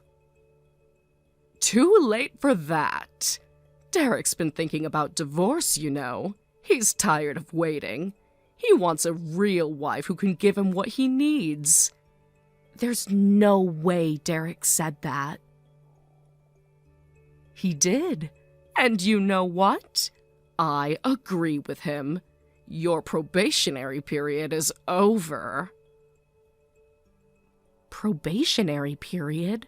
I'm not a rental car, Matilda. I'm his wife. Not for much longer. 4 long, wasted years. 4 years with nothing to show for it. Derek deserves better, and he's finally going to get it. What are you talking about? Calm down. They haven't met yet. No affair or anything shady. I'm not like that. Then what are you talking about? I found someone for him. A younger, healthier woman. Someone who will give Derek everything he's been missing. I can't even believe what I'm reading. Believe it, sweetheart. She's perfect. Pretty, energetic, eager to start a family. She'll give Derek children the way a proper wife should. You're disgusting. I don't even have words for how wrong this is. Don't get mad at me because you failed. You had your shot. You blew it. I'm not having this conversation with you anymore. I'm going to talk to Derek. We're going to have a real conversation without you inserting yourself into our marriage. You do that, but don't be surprised when he tells you the same thing I did. He's ready to move on, and so am I.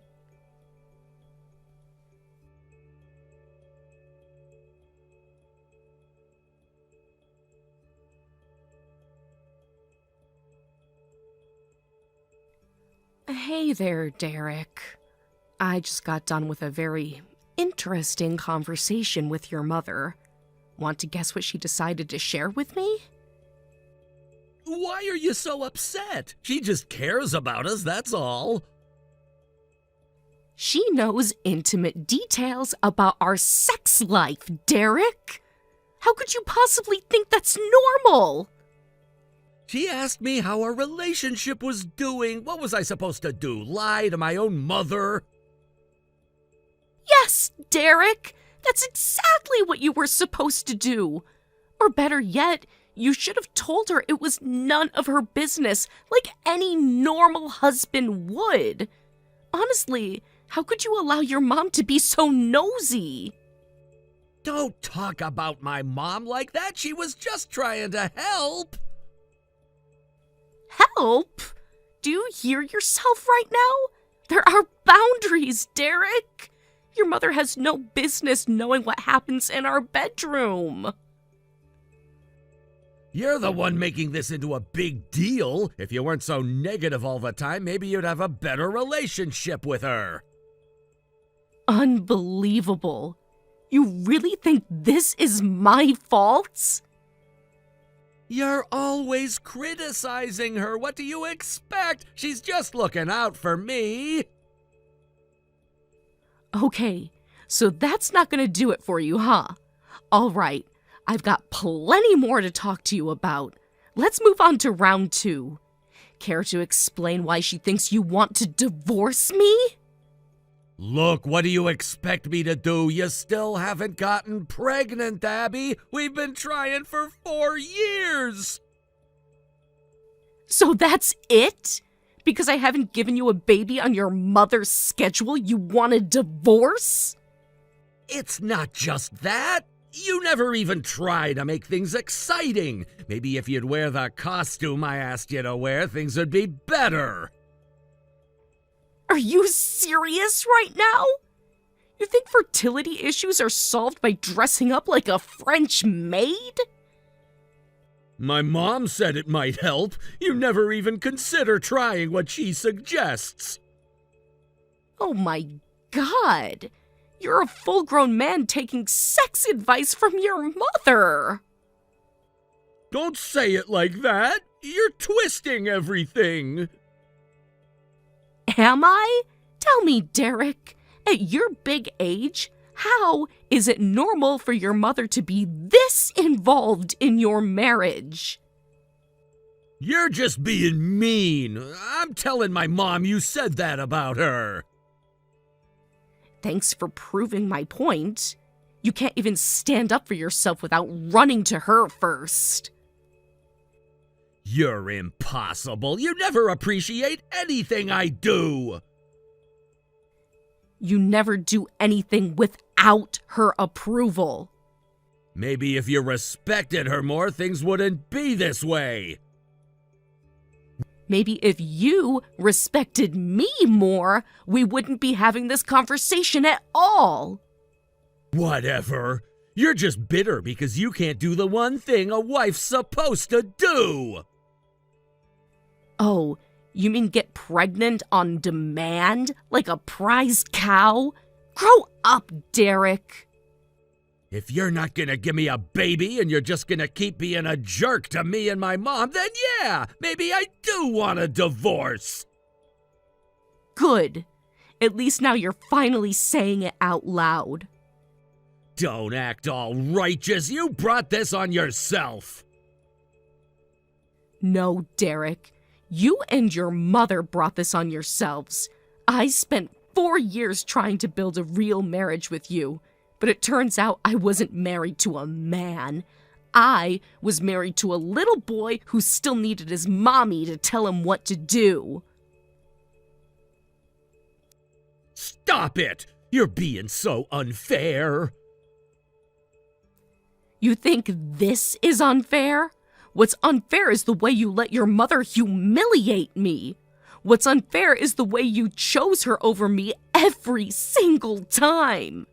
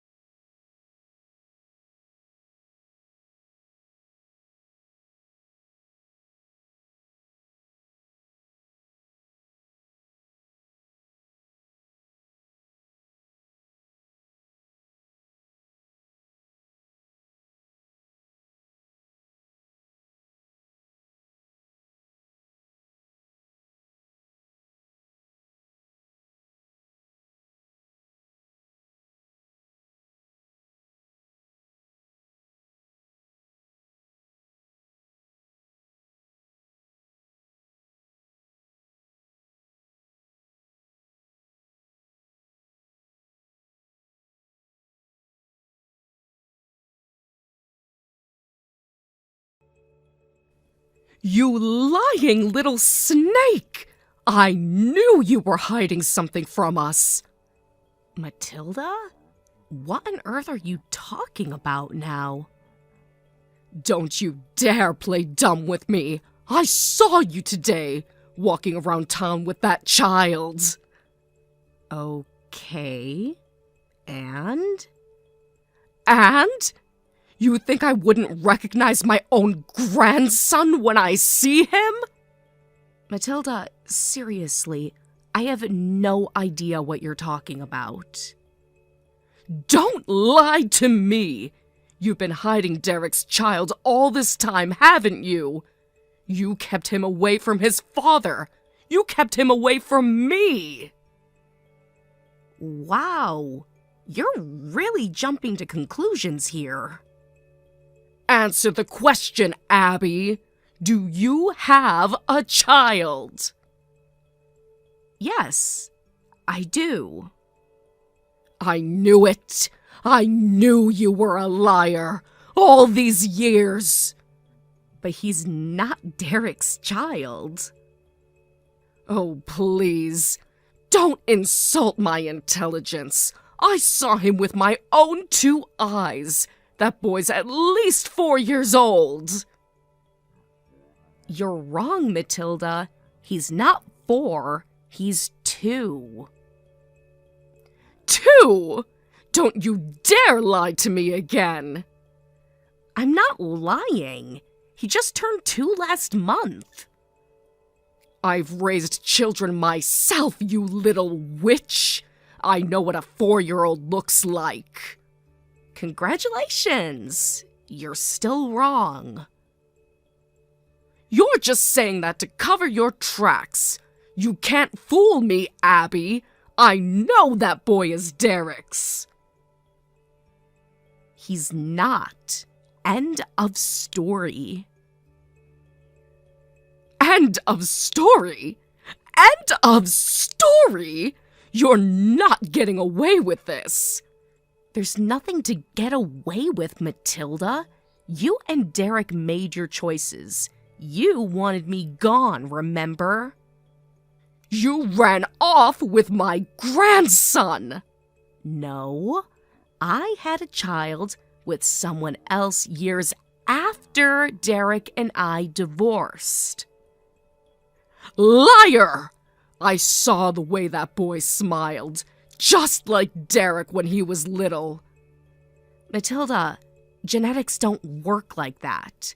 Plenty of kids have dimples and brown hair. I don't care what lies you spew. You're not keeping my grandson from me. Matilda, he is not your grandson. You think you're so smart, don't you? Think you can rewrite history and get away with it? I'm not rewriting anything. You're just refusing to accept reality. I should have known better than to trust you. You were always a little snake. Funny, I thought I was a failure who couldn't give you a grandchild. Now suddenly I'm the devil for having one? Because you stole him from us. Nobody stole anything. You threw me away. You made it very clear that I wasn't good enough for your precious son.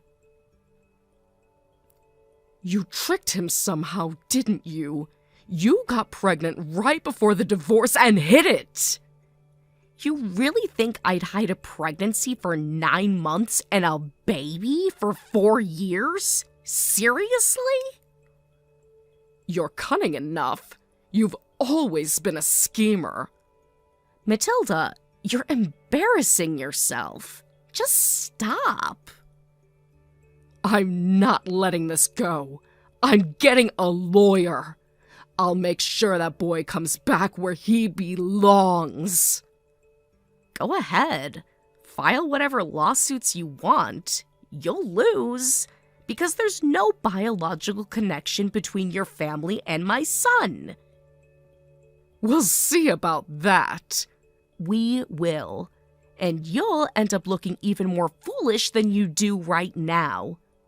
I swear, if I have to drag you into court kicking and screaming, I will.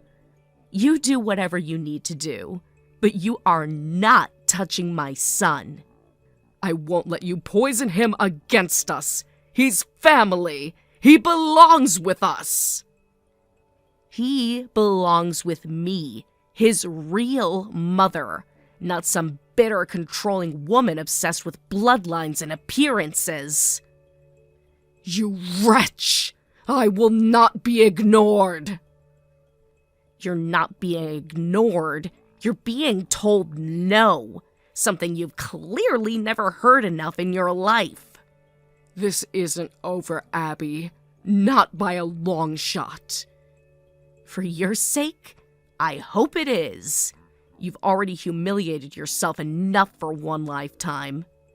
You'll regret this. Mark my words. I regret nothing, especially walking away from you and Derek. Best decision I ever made. You'll pay for this! Goodbye, Matilda.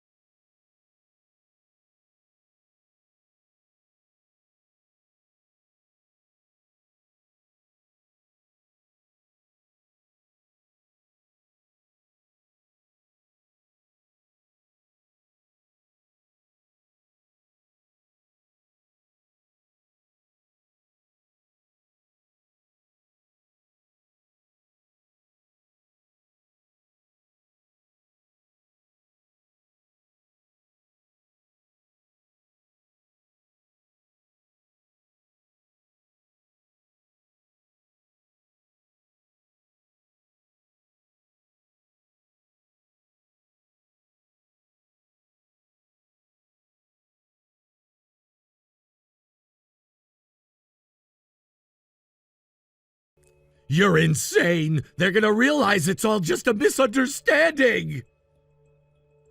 Misunderstanding? You and your deranged mother tried to kidnap a child from a daycare! You're making it sound worse than it was! We were just trying to bring my son home! You really are hopeless. And just when I thought you couldn't get any lower. Thanks to Mom, we finally knew exactly where he was. We just needed to get him out of there. Get ready for the best part, genius. The boy you tried to kidnap? Not your son. Not my son either. Liar! He looks exactly like me. Everyone sees it. Yeah, my sister's son. Yeah? Well, you and your mother are blind as well as brain dead. That little boy you scared half to death? That was my nephew. What? My sister's son, Derek. You know, my sister who gave birth about 6 months after you and I got divorced? No, that doesn't make sense. It makes perfect sense because your math skills are just about as bad as your judgment. You're just making this up to cover your tracks! Oh, please. You think the daycare isn't gonna testify? You think the security footage isn't gonna show you two lunatics barging in? But why were you taking him to daycare? Because my sister watches my 2-year-old while I walk my nephew to his preschool class. He loves me. And unlike you and your mother, I actually know how to treat a child with love and respect. No way! I don't believe you! It really doesn't matter what you believe, Derek. The police already know the truth. The prosecutors already know the truth. And you're just a pathetic, desperate criminal now. It was a misunderstanding! I didn't know! You can't blame me for that! A misunderstanding?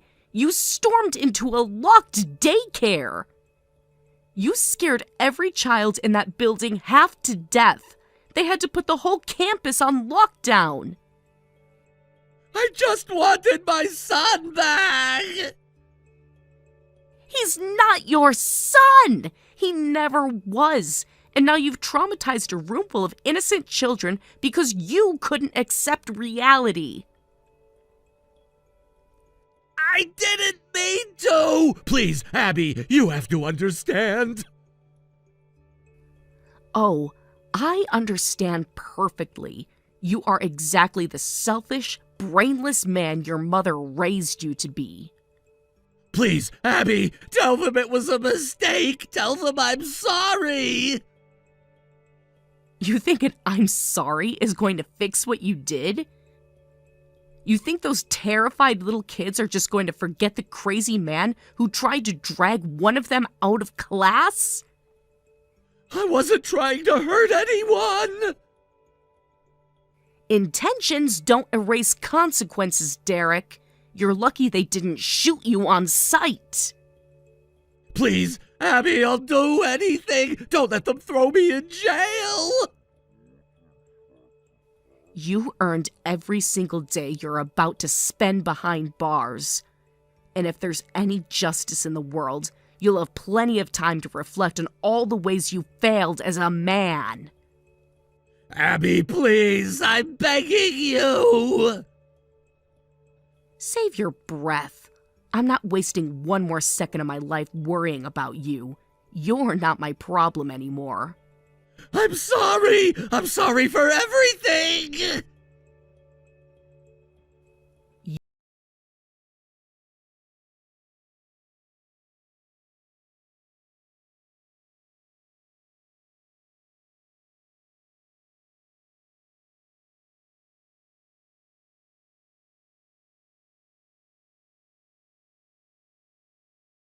In the end, Matilda and Derek got off with surprisingly light sentences.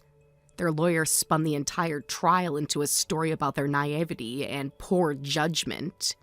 He was practically begging the court to see them as harmless fools instead of criminals. Honestly, it wasn't far from the truth. The prosecutor shredded them during the closing arguments, but stupidity isn't a crime, and unfortunately it worked in their favor. They'll still carry criminal records for the rest of their lives, but I would have preferred to see them behind bars for a lot longer. What haunted me more was what they put my nephew through. I felt an enormous weight of guilt toward my sister for everything that happened. She trusted me to walk her son to school, and somehow my past came crashing into that safe little world. I took her out to a nice dinner to apologize. She was incredibly understanding, even when I didn't deserve it. Though, being my sister, she couldn't resist teasing me a little. She said if I had picked a husband with an IQ higher than his age, none of this would have happened. I can't even argue with that. She has me dead to rights. Thank you for watching. Please subscribe and hit the like button. See you next time.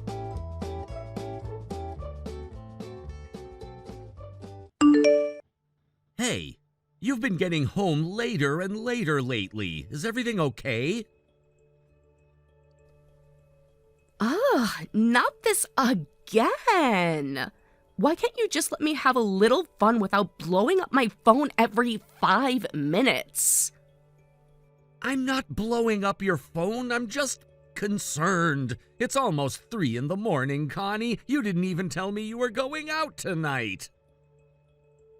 Because I don't have to. You're not my warden, Jim. I don't owe you a schedule. It's not about control, it's about common courtesy. All I'm asking for is a message. Hey, going out, be back late. Is that really so hard?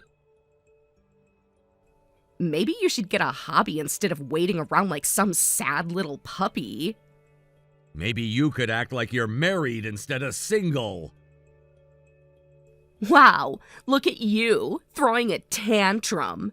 Newsflash, Jim. I'm allowed to have a life outside of being your boring housewife.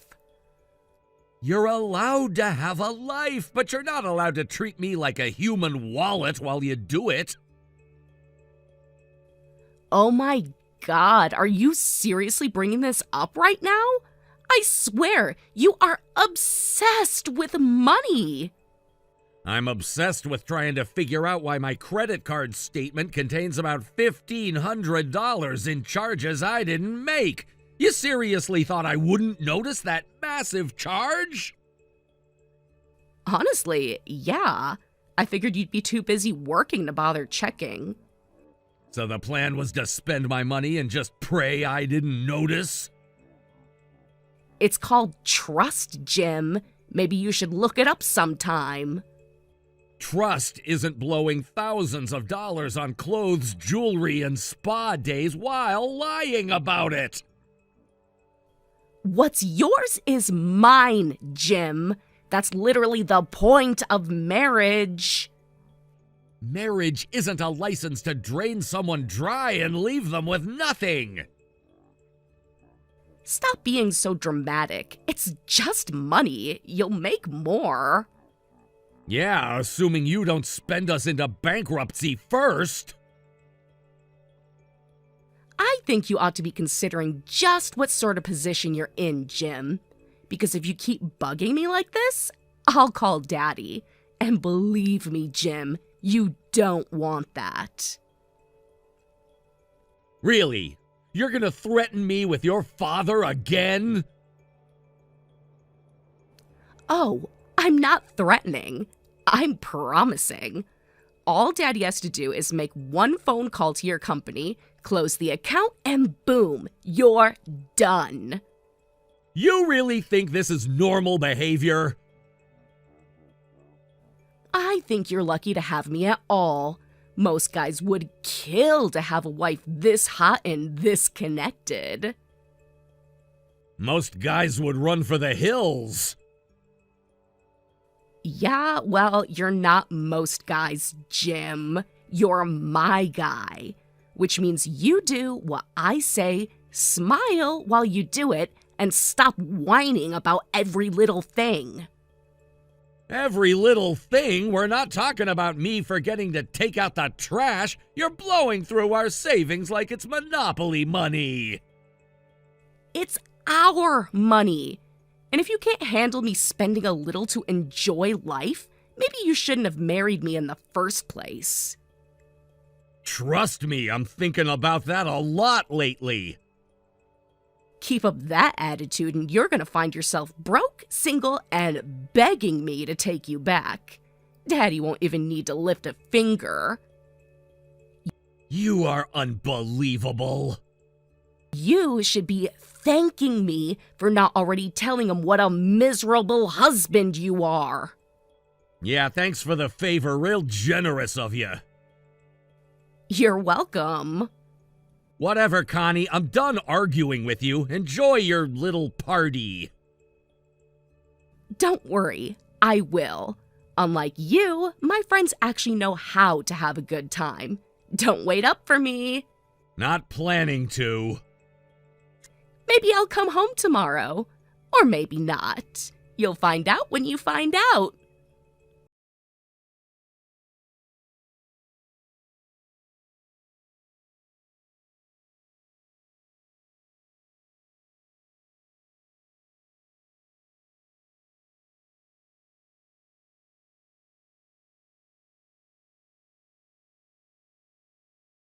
To talk. I just checked the account. You used my card again after I explicitly told you not to. Ugh, are you seriously blowing up my phone over that? Get a grip, Jim. You're embarrassing yourself. I'm not embarrassing myself. You're the one spending money we don't have like you think it grows on trees. This is serious, Connie. You can't keep doing this. Maybe you can't keep whining. Did you ever think of that? Your constant complaining is a total buzzkill. Connie, it's not buzzkill to expect my wife to not rob me blind while I'm working overtime. Oh, spare me the sob story. You know who I was when you married me. Apparently, I didn't know the half of it. Maybe you just weren't paying attention. Not my fault you're boring and clueless. You want to talk about clueless? You blew $6,000 in 2 days. Do you even remember what you bought? Details, details. The point is, I was living my best life, which is more than I can say for you. You need to return everything you bought today. LOL, not happening. I already wore half of it. And besides, returns are so tedious. Then pay for it yourself. Why would I do that when I can just remind you how much Daddy's business means to your little employer? Of course, right back to Daddy every single time. Hey, I use the tools I'm given. You should be thankful Daddy likes you even a little bit. I don't want his approval. I want a wife who doesn't threaten to ruin my life every time she maxes out a credit card. Well, tough, because this is what you signed up for. I signed up for marriage, not financial blackmail. If you hate it so much, maybe you should get a second job. You know, so you can keep up with me. I'm not getting a second job so you can buy another designer bag. Whatever. I don't need your permission anyway. Because guess what, Jimmy boy? I'm going on vacation! Vacation? Yup, booked it this morning. Hawaii, VIP resort, the works. And let me guess, you used my card to pay for it. Duh! How else was I gonna snag the penthouse suite? Unbelievable. That's all I can say. You're unbelievable. And if you're even thinking about disabling that card, don't bother. Because if you do, I'll divorce you so fast your head'll spin. And let me guess, your daddy will crush my career into dust too? Bingo! Maybe you're not as stupid as you look after all. This isn't sustainable, Connie. You can't just keep threatening me forever. Watch me. Have fun sitting at home while I live it up in Hawaii. Maybe I'll come back. Maybe I won't. You'll just have to wait and see.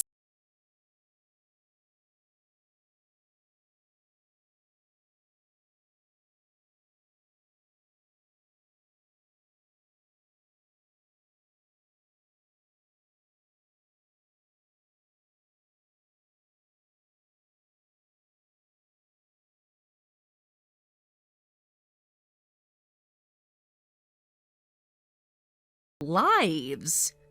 I was going through the purchases you made yesterday, the ones you charged to my card without permission again. Yeah? And? Did I buy something you don't approve of? Boo-hoo. No, not the purchases themselves. It's where you made them. Oh my god, Jim. Who cares where I went? I care when half of them are romantic beachside restaurants, couples spas, and jewelry stores. So what? A girl can't treat herself? Funny, a lot of those places offer romantic getaway packages. You don't really strike me as someone who books a couples lovers massage for herself. Maybe I just felt like being extra pampered. Ever think of that? Who are you with, Connie? None of your business. Drop it. No, not this time. Who are you with? You're really pushing your luck, Jim. If you keep asking stupid questions, you're not gonna like the answers. I think I already know the answers. I just want to hear you say it. You're such a drama queen. God, no wonder you're so pathetic. Did you have a good time at that beachside dinner for two? Or the luxury couples spa treatment? Or the 5-star suite that only allows dual bookings? What are you implying? You know exactly what I'm implying. You're not stupid, you just think I am.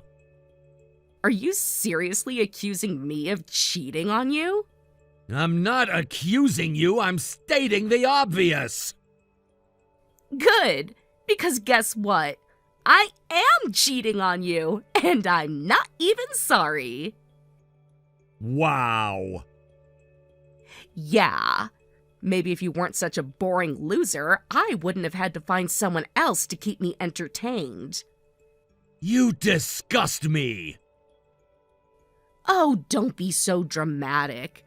It's not like you didn't see this coming. You knew you couldn't keep up with me. Who is he? Wouldn't you like to know? Let's just say he's everything you're not. Exciting, rich, actually knows how to make a woman feel alive. And I suppose he's footing the bill for all those luxury expenses too? LOL, no. You are, dummy. Thanks for the vacation. Me and my boyfriend really appreciate it. Unbelievable. I mean, come on. Would you really expect me to waste my money on some guy? Please. That's your job. You're unbelievable. Absolutely unbelievable. Face it, Jim. You're never getting rid of me. You'll keep funding my fun, or I'll tear your whole life apart. You're already doing a good job of that without any extra effort. And you'll keep smiling while you do it. Because if you even think about fighting back, Daddy's gonna make sure you never work in this town again. I'm not putting up with this anymore. Oh yes, you are. You'll sit there like the good little ATM you are, and you'll keep paying for my happiness. Or else. You're sick, Connie. Completely rotten. Maybe, but at least I'm not broke and boring like you. You seriously think you have the upper hand here? I know I do. You're nothing without me. Nothing without my daddy's protection. You shouldn't be so confident, Connie. You're not as untouchable as you think. Please, what are you gonna do, Jim? Write me a sad little letter? Cry to HR? Call my daddy and tattle on me? Grow up. No, but you're gonna find out soon enough. Oh, so scary. You sound so serious. Should I be shaking in my designer heels? Maybe you should. Enjoy your little vacation while you can. Believe me, I will. Unlike you, my boyfriend actually knows how to treat a woman right. We'll see how long that lasts. LOL, whatever, loser. I'm going back to my boyfriend now. Have fun sitting in your sad little apartment thinking about everything you lost. I'm not the one who lost, Connie. You are. You just don't realize.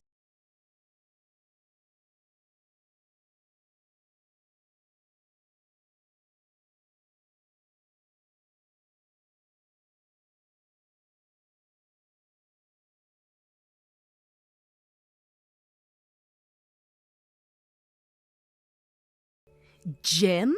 What the hell is going on? I just tried to use my credit card and it got declined right in the middle of the store.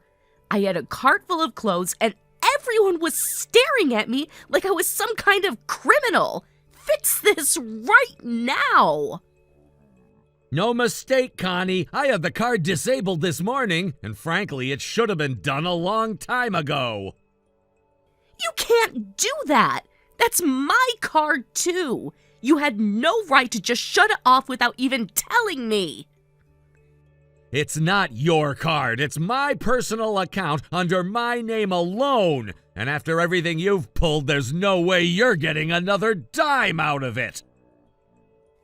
You selfish bastard. You better fix this right now, I swear. I'll call Daddy and make sure you regret ever pulling this little stunt. Go ahead, pick up the phone. Call him. See if that makes a difference. Don't think I won't. You know damn well Daddy has enough influence to crush your pathetic little company in 5 minutes flat. If he pulls his orders, you'll be out on the streets. You really believe that, don't you? That Daddy's company holds all the cards and that my employer would just fold overnight if he got upset? It's not a belief, it's a fact. Daddy buys millions of dollars worth of parts from you every year. Without him, your company's finished. You might want to sit down for this, Connie, because you've been living in a fantasy world for a very long time. The truth is, it's your father's company that needs us, not the other way around. What? You're insane. Daddy can get whatever he needs from somewhere else if he has to. No, he can't. You'd know that if you ever paid attention to anything beyond your next shopping trip. My company owns the patents on every single part your dad's business relies on. There's no alternative supplier, no second source, no backup plan he can call. If he loses us, he loses everything. No! I don't believe you. You're just trying to scare me.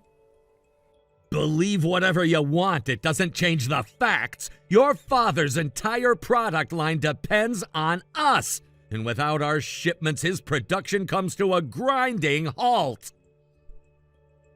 Daddy's been working with your company for years. They wouldn't just drop him like that. They would, and they did. The only reason your father ever got the discounts, the priority shipments, and all the other special treatment he's used to is because the old CEO was his friend. But that CEO retired last year, and the new one isn't interested in personal loyalty. He's interested in profit. And your father's endless demands and last-minute changes were costing us far more than he was worth. You're lying! He's still a valuable client. Not anymore. The new management ran the numbers and it was an easy call. Your father's company got officially cut off yesterday. Cut off? What does that even mean? It's too late to fix anything, Connie. The call was already made yesterday. The last shipment our company is ever going to make to your dad's company was sent out last night. Once those parts run out, your dad's entire production line will grind to a halt, and there's not a damn thing you can do to stop it. You're doing this on purpose to hurt me. You're trying to destroy my family.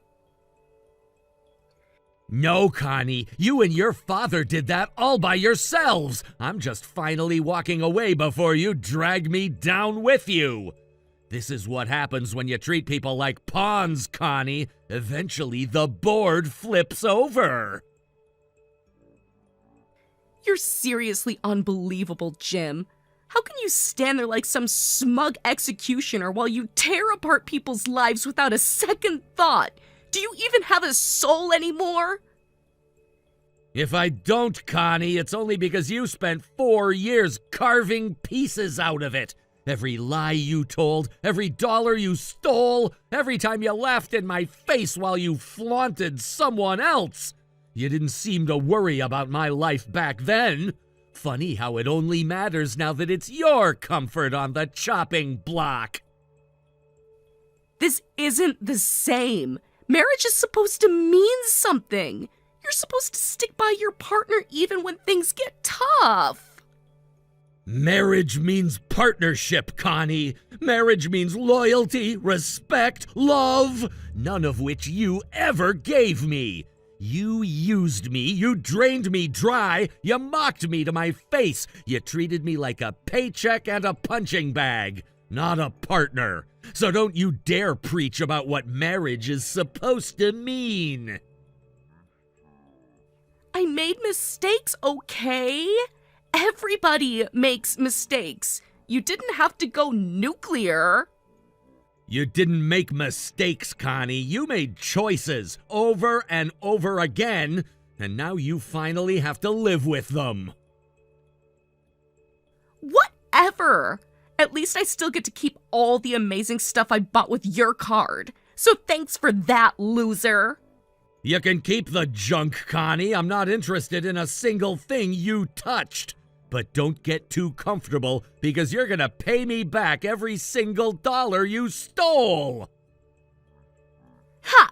Good luck with that. There's no way you can make me pay you back. I have every text message where I told you clearly and explicitly not to use my card. Every charge you make after that is documented. That's fraud, Connie, and the court isn't gonna be on your side. You're such a liar! We're married. What's yours is mine. You can't sue me.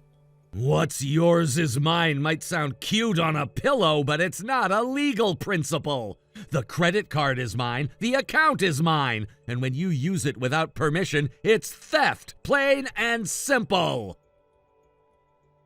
It doesn't matter. We're married. Married people share everything. Not when one partner revokes permission in writing. I have everything I need to prove it. You're gonna be on the hook for every last cent plus damages. And there's not a thing you can do to stop it. No! You can't do this to me. That would destroy me. My credit. My job prospects. My future. I'll have nothing left. Good. Good! Maybe for once in your life you'll understand what it feels like to lose something that matters! Please, Jim, please, please, please. I'll fix everything. I'll break up with my boyfriend. I'll come home. I'll be the wife you always wanted. Don't bother, I'm already packing. I'll be moved out before you even figure out how badly you screwed yourself. You're just mad. You don't mean it. We can fix this if we just talk. I'm not mad, Connie. I'm done. There's a difference. Please, Jim. Please give me one more chance. I swear I'll change. I'll do whatever you say. I'll be perfect. If you were capable of that, you would have done it years ago. I'm not interested in fixing someone who broke themselves and blamed me for it. I can't do this without you. Please, Jim. Don't leave me alone. I'll die without you. You'll survive, Connie. You survived just fine when you thought you had better options. You'll survive now. I'll never love anyone like I loved you. Please don't walk away. Please don't give up on us. There is no us anymore. There's me moving on and you facing the consequences you tried so hard to pretend didn't exist. If you have anything more to say, tell it to my lawyer. As far as I'm concerned, this conversation is over. Jim? Jim, please. Please don't do this. Please.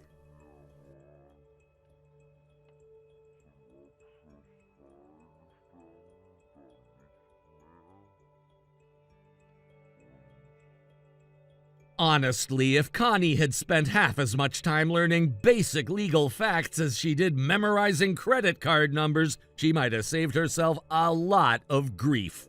The court didn't take long to see through her nonsense. They ruled in my favor on every point. She got basically nothing out of the divorce. No spousal support, no property settlements, not even the junk she bought on my card. Instead, she was slapped with an order to pay back every single cent she stole after I revoked her permission. The sum was astronomical. Between the luxury vacations, the shopping sprees, the romantic getaways she funded for herself and her boyfriends, it added up fast. The kind of debt you don't recover from in one lifetime. Meanwhile, my own life took a sharp turn upward. It was actually my idea to branch our company out to other buyers once the old CEO retired. I made the right call at the right time, and they rewarded me for it with a big promotion. Funny, isn't it? All the damage Connie tried to cause ended up pushing me into a better life. I guess that's the one thing I have to thank her for. Thank you for watching. Please subscribe and hit the like button. See you next time.